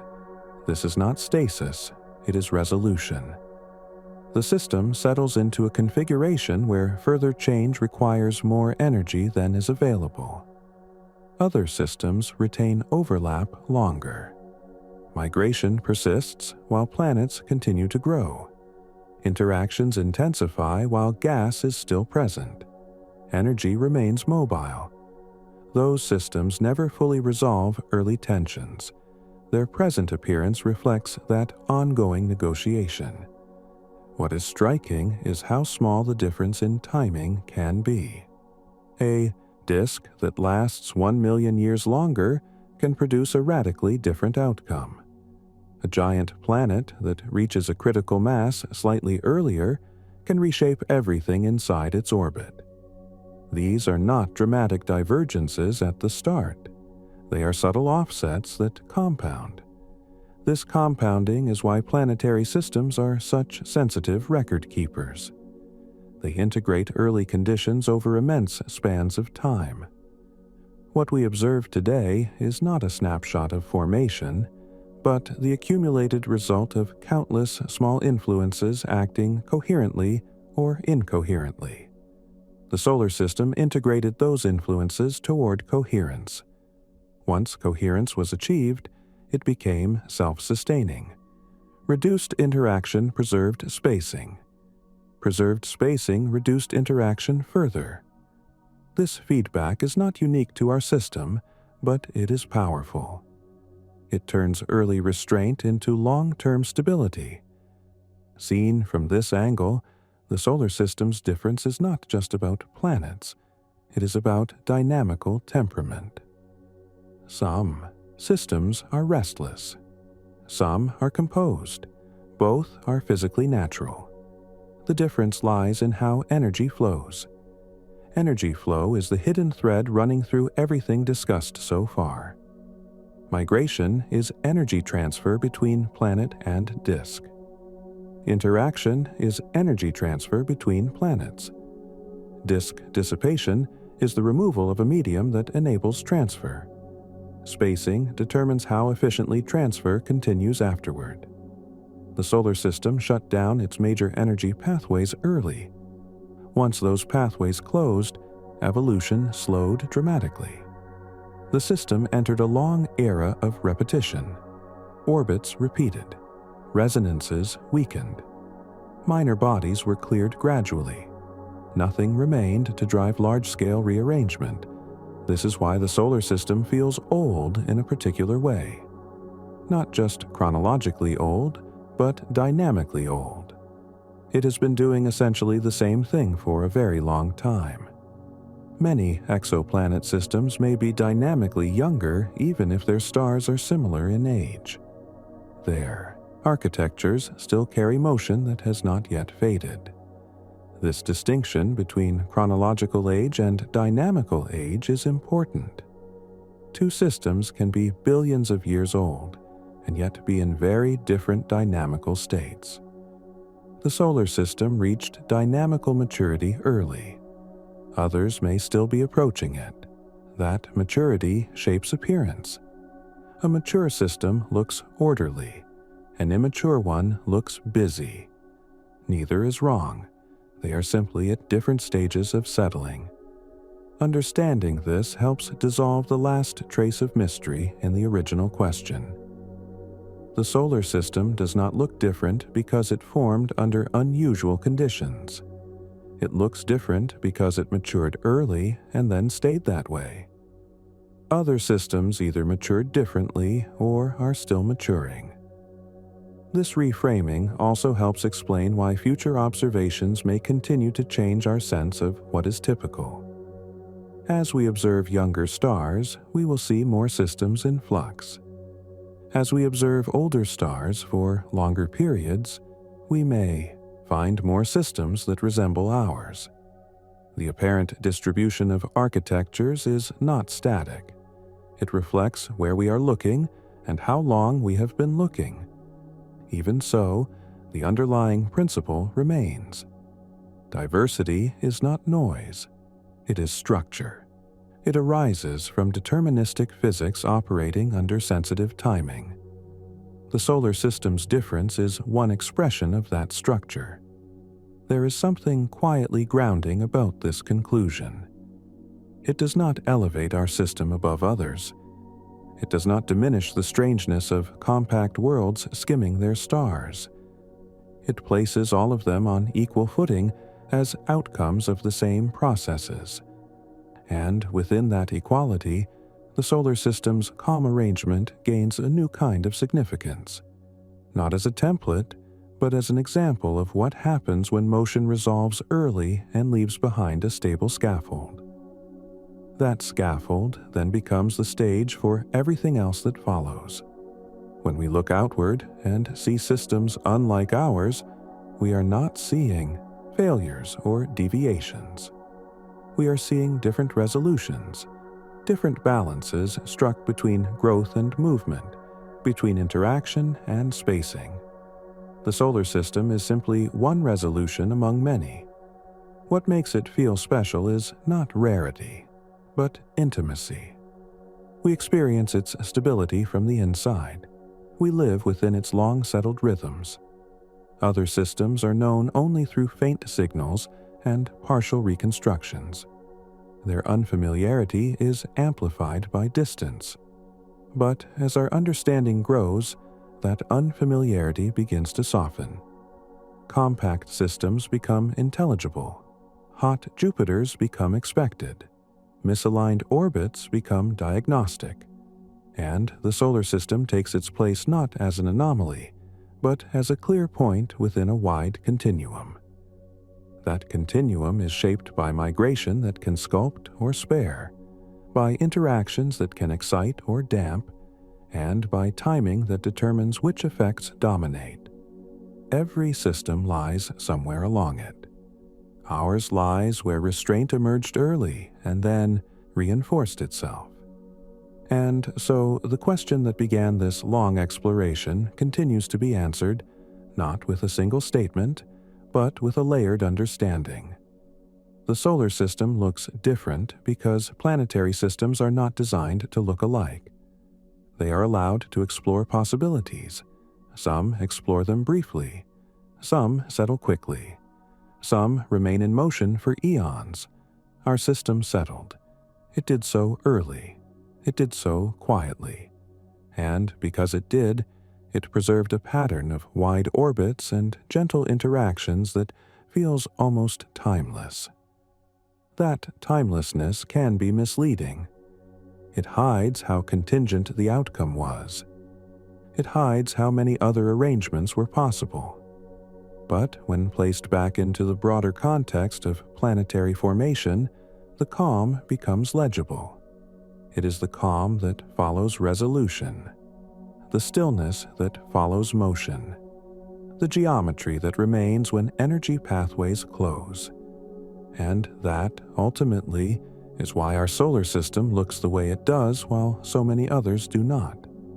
Not because it escaped the forces that shape planets, but because those forces finished their work here early, leaving behind a structure that has been quietly repeating ever since, stable enough to endure, simple enough to recognize, and settled enough that from within it, the diversity of all the others can finally be seen clearly. What remains, as this picture grows more complete, is an appreciation for how little separates stability from transformation. The solar system did not need protection from dramatic forces. It simply needed those forces to weaken at the right moment. Once they did, the architecture crossed a threshold where large-scale change became increasingly unlikely. From that point onward, time worked in favor of preservation rather than rearrangement. This threshold is subtle. It is not marked by a single event, but by the gradual closing of pathways through which energy and momentum can move. As gas thinned, migration slowed. As spacing increased, interactions weakened. As interactions weakened, eccentricities damped. Each step reduced the system's capacity for self-alteration. None of these steps were dramatic, but together they transformed a volatile environment into a quiet one. In many other systems, those pathways remained open longer. Energy continued to circulate. Planets continued to exchange momentum. Architecture remained flexible. When we observe those systems today, we are seeing configurations that still reflect that flexibility. Their difference is not a deviation from some ideal, but a continuation of early dynamism. The solar system's difference, then, is not that it avoided motion, but that it completed motion early. It resolved itself into a form that no longer invited change. That resolution is what gives it the appearance of order. This idea can feel counterintuitive because order is often imagined as a starting point. But in planetary systems, order is an achievement. It is what remains after competing influences have exhausted their leverage. The solar system achieved that state while it was still young. Other systems may achieve it later or in different configurations, or not at all. There is something quietly reassuring about this. It suggests that stability is not imposed from above, but emerges from interaction. It suggests that calm does not require special conditions, only the right sequencing of ordinary ones. And it suggests that difference is not something to explain away, but something to expect. When we look at the night sky with this understanding, the diversity of planetary systems becomes less surprising and more coherent. Each system is a snapshot taken at a different point along a continuum of settling. Some are still settling. Some settled long ago. Some settled into tight arrangements. Some into wide ones. The solar system settled into a wide one. That choice, made by physics rather than preference, shaped everything that followed. It shaped impact histories. It shaped orbital regularity. It shaped long-term predictability. It shaped the conditions under which complexity could persist. None of that required intention. It required only that migration slowed before it could compress, that interactions damped before they could excite, and that spacing grew before it could be erased. Those requirements are simple, but their overlap is delicate. That delicacy is what makes planetary science so rich. It is not a field of rigid outcomes, but of branching possibilities. Each branch follows logically from the last, yet leads somewhere distinct. The solar system is one such branch, not singled out by exception, but defined by sequence. As we continue to explore other systems, this branching structure becomes more apparent. We see families of architectures that share features because they share early histories. We see patterns emerge not from similarity of stars, but from similarity of timing. The solar system fits cleanly into this framework once timing is placed at the center. With timing as the lens, the question of difference dissolves into understanding. The solar system looks different because it stopped changing sooner. It became dynamically quiet while others remained active. It preserved spacing while others compressed. It cooled while others stayed warm. That cooling is not metaphorical. It is measurable in eccentricities, inclinations, and interaction strength. It is visible in the geometry of orbits. It is written into the way planets move relative to one another. It is a physical state that can be compared across systems. And when we make that comparison, the solar system's calm emerges not as a mystery, but as a clear signal of early resolution. It tells us that migration did not dominate indefinitely. It tells us that interactions softened. It tells us that the system entered a stable basin and stayed there. This understanding brings the journey full circle without closing it. The original question remains meaningful, but its emotional weight shifts. The solar system does not look nothing like the others because it is alien among them. It looks different because it is one of many outcomes, and we happen to inhabit one where early motion gave way to long-term stillness. That stillness is not emptiness. It is repetition. It is the steady return of planets along paths that no longer need adjustment. It is the quiet continuation of a structure that no longer asks to be rewritten. And from within that continuation, we can look outward and recognize difference not as contradiction, but as variation. The same laws sculpted every system we see. They simply sculpted them at different times, with different overlaps and with different results. The solar system's result is a calm geometry that feels almost inevitable when viewed from the present, but deeply contingent when traced back to its origin.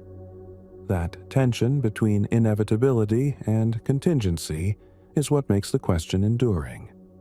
It reminds us that stability is something achieved, not assumed. That order can arise naturally from motion, and that the universe does not converge on a single pattern, but explores many, each one valid, each one revealing how gravity, time, and matter collaborate to turn shared beginnings into lasting differences that remain visible across the vast quiet of space. What becomes increasingly clear, the longer we sit with this idea, is that difference does not need to be dramatic to be decisive. The solar system did not require a rare event or an unlikely interruption to become what it is. It required restraint to persist just a little longer than it did elsewhere. That small persistence allowed a chain of consequences to unfold, each one narrowing the system's future rather than expanding it.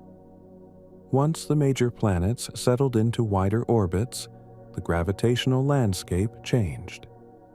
Regions of space became more clearly defined. Stable zones emerged where material could remain undisturbed. Unstable zones were cleared gradually, not violently. Over time, this segregation sharpened. The system organized itself spatially, not through force but through repetition.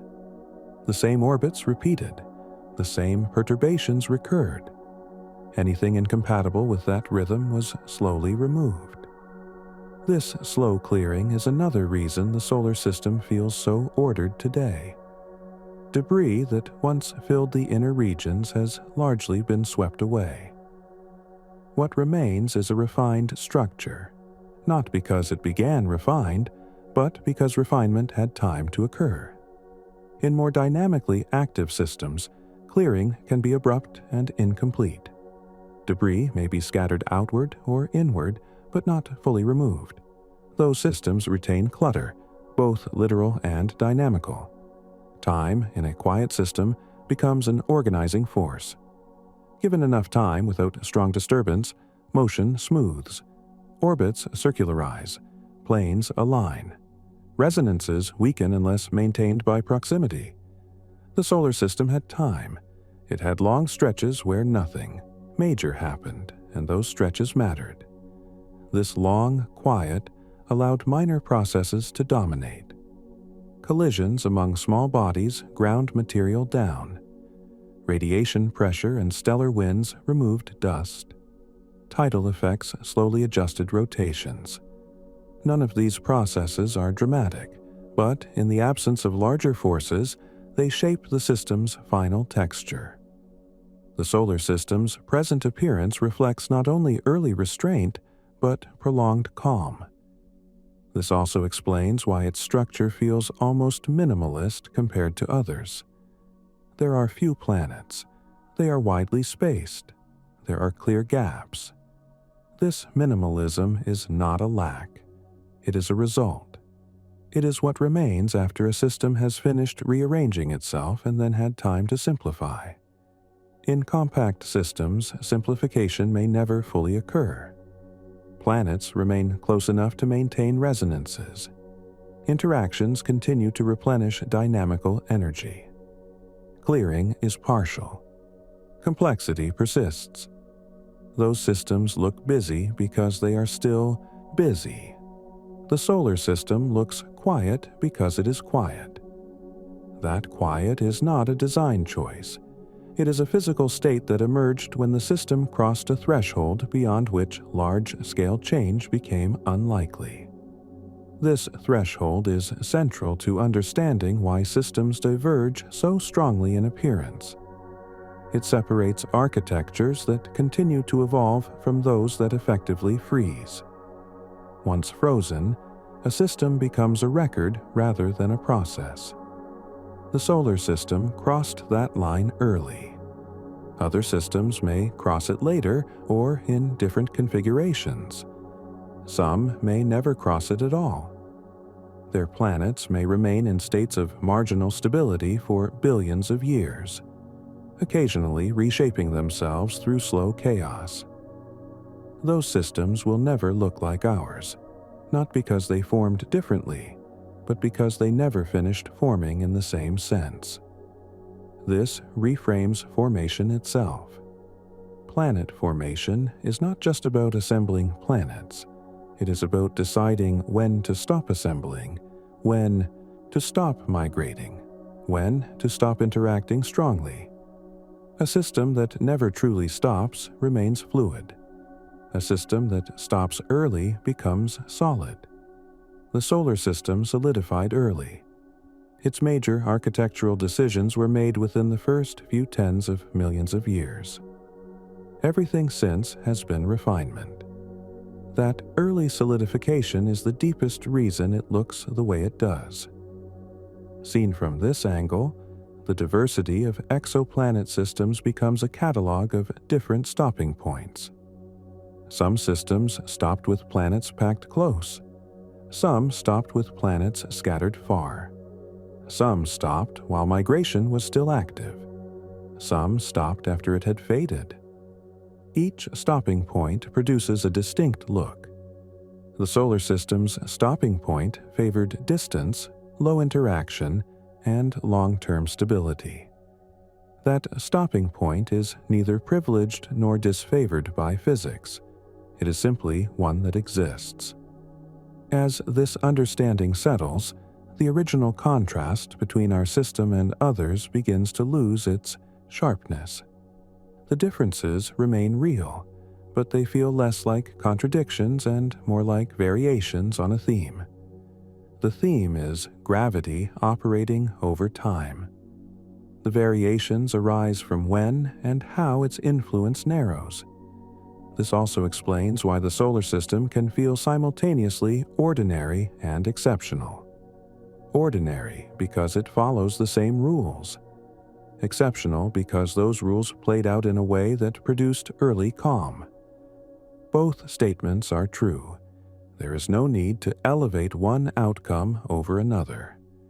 Compact systems are not failures. Wide systems are not successes.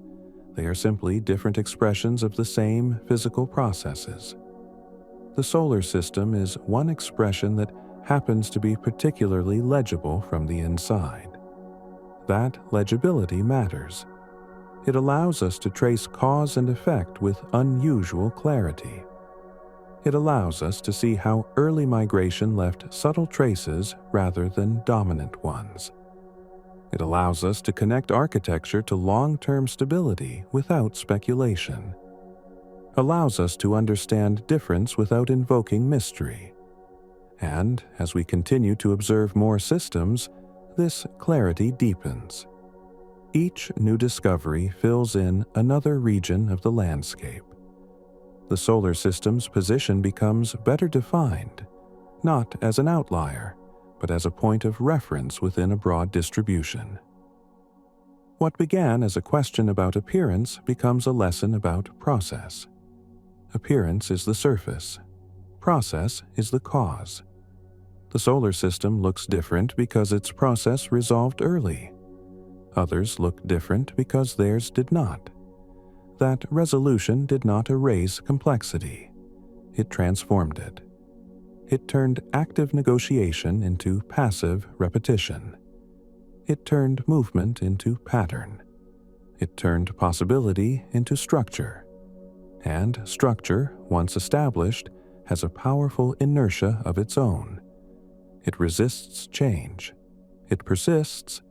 It becomes the background against which everything else unfolds. This is why the solar system feels like a stable stage rather than a dynamic scene. The drama happened early. What remains is continuity. That continuity does not diminish the richness of the universe. It enhances it. It allows difference to stand out. It allows comparison.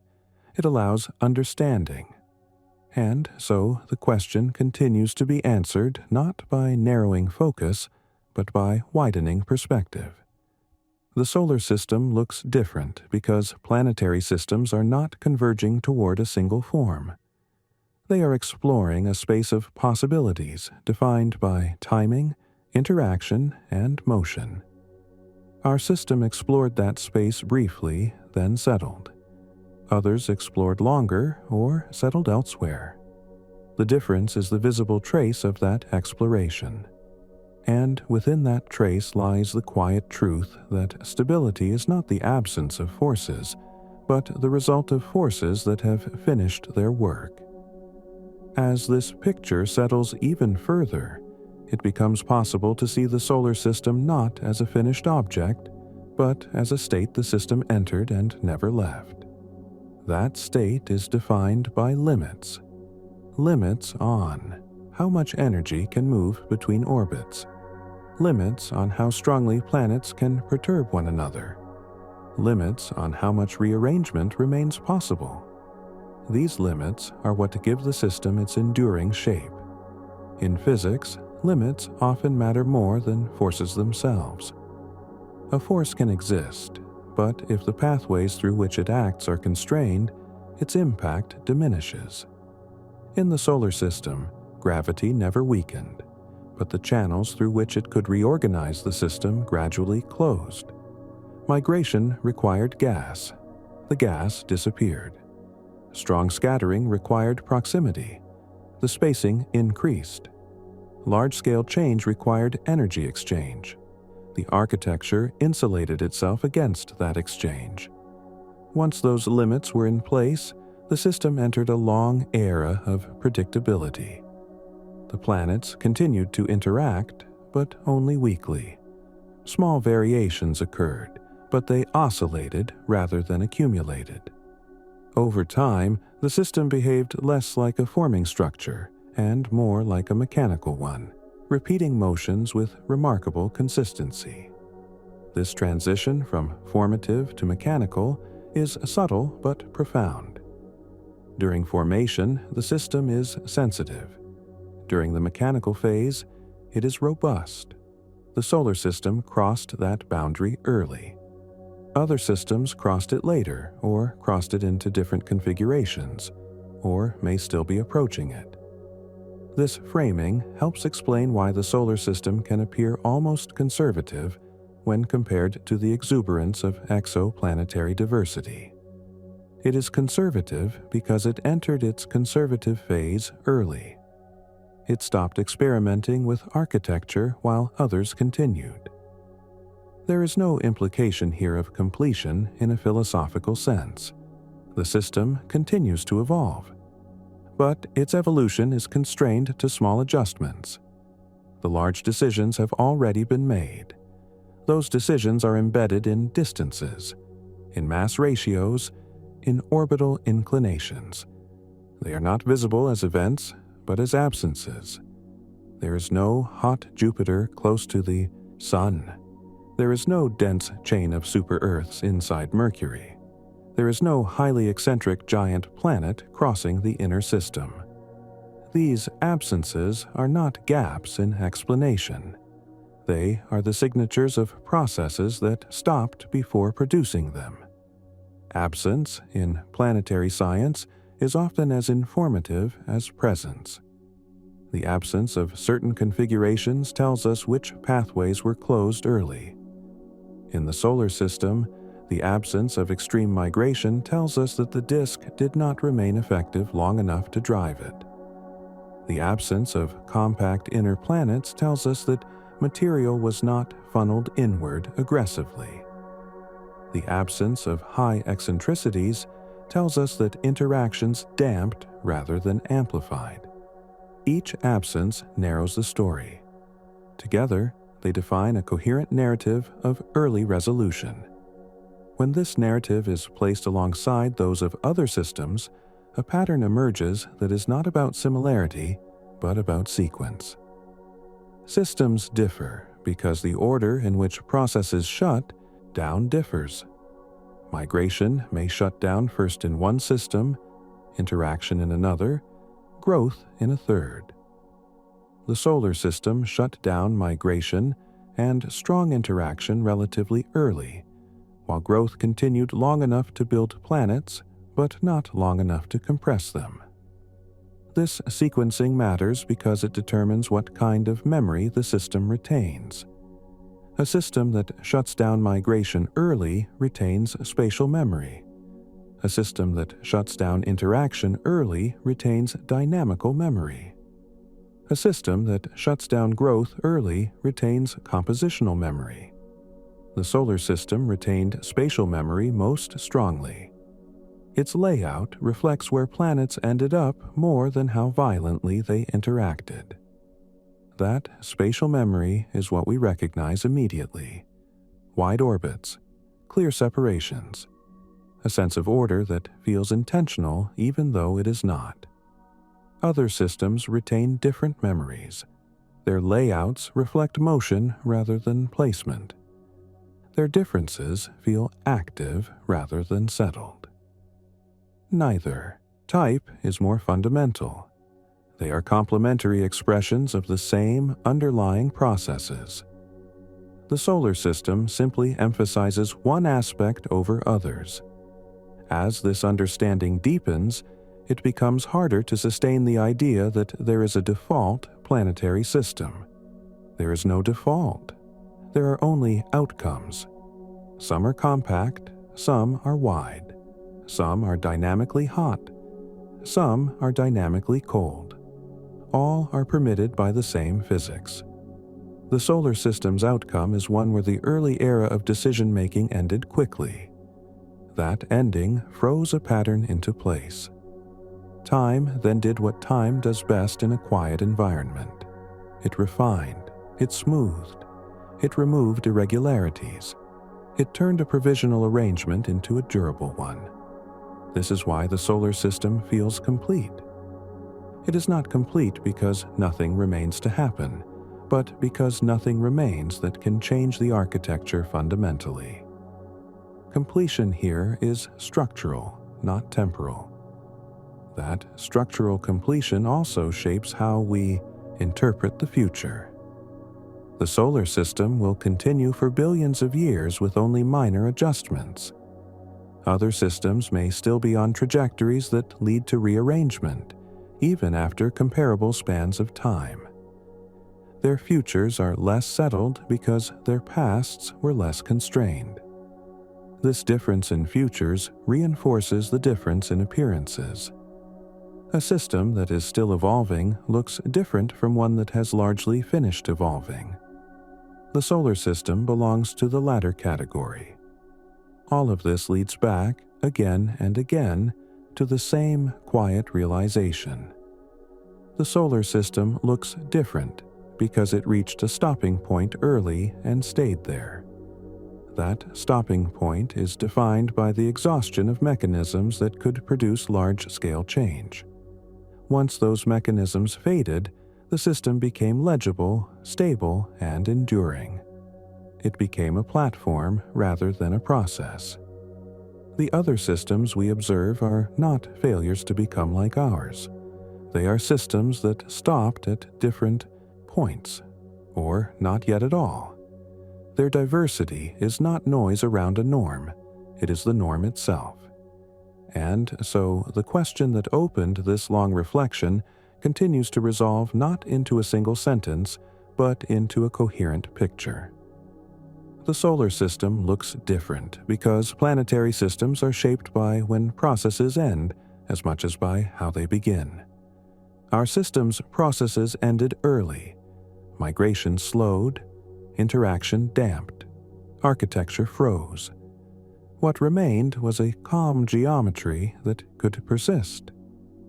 That persistence is what allows us to see difference so clearly. It gives us a stable vantage point from which to observe the rest. And from that vantage point, the universe reveals itself not as a place of exceptions, but as a place of countless valid outcomes, each one shaped by the same forces, each one telling a slightly different story about how motion gives way to structure when time and physics quietly agree to let it rest. What we call home, then, is not a special exception written into the universe, but one stable answer among many that gravity was allowed to try. The solar system's calm arrangement is not the absence of motion, but the memory of motion that resolved itself early, leaving behind orbits that repeat rather than renegotiate. In that repetition, time becomes gentle, change becomes slow, structure becomes something that can be relied upon, and from within that long-held balance, we are able to notice the countless other arrangements scattered through the galaxy, each shaped by the same laws, each paused at a different moment in its settling, each quietly showing how many ways matter can move before it learns how to stay. If this quiet journey brought you a moment of calm, a gentle like or a soft tap on subscribe truly helps keep this calm corner of the universe glowing. And tell me, where in the world are you listening from tonight? Rest well until our next quiet journey.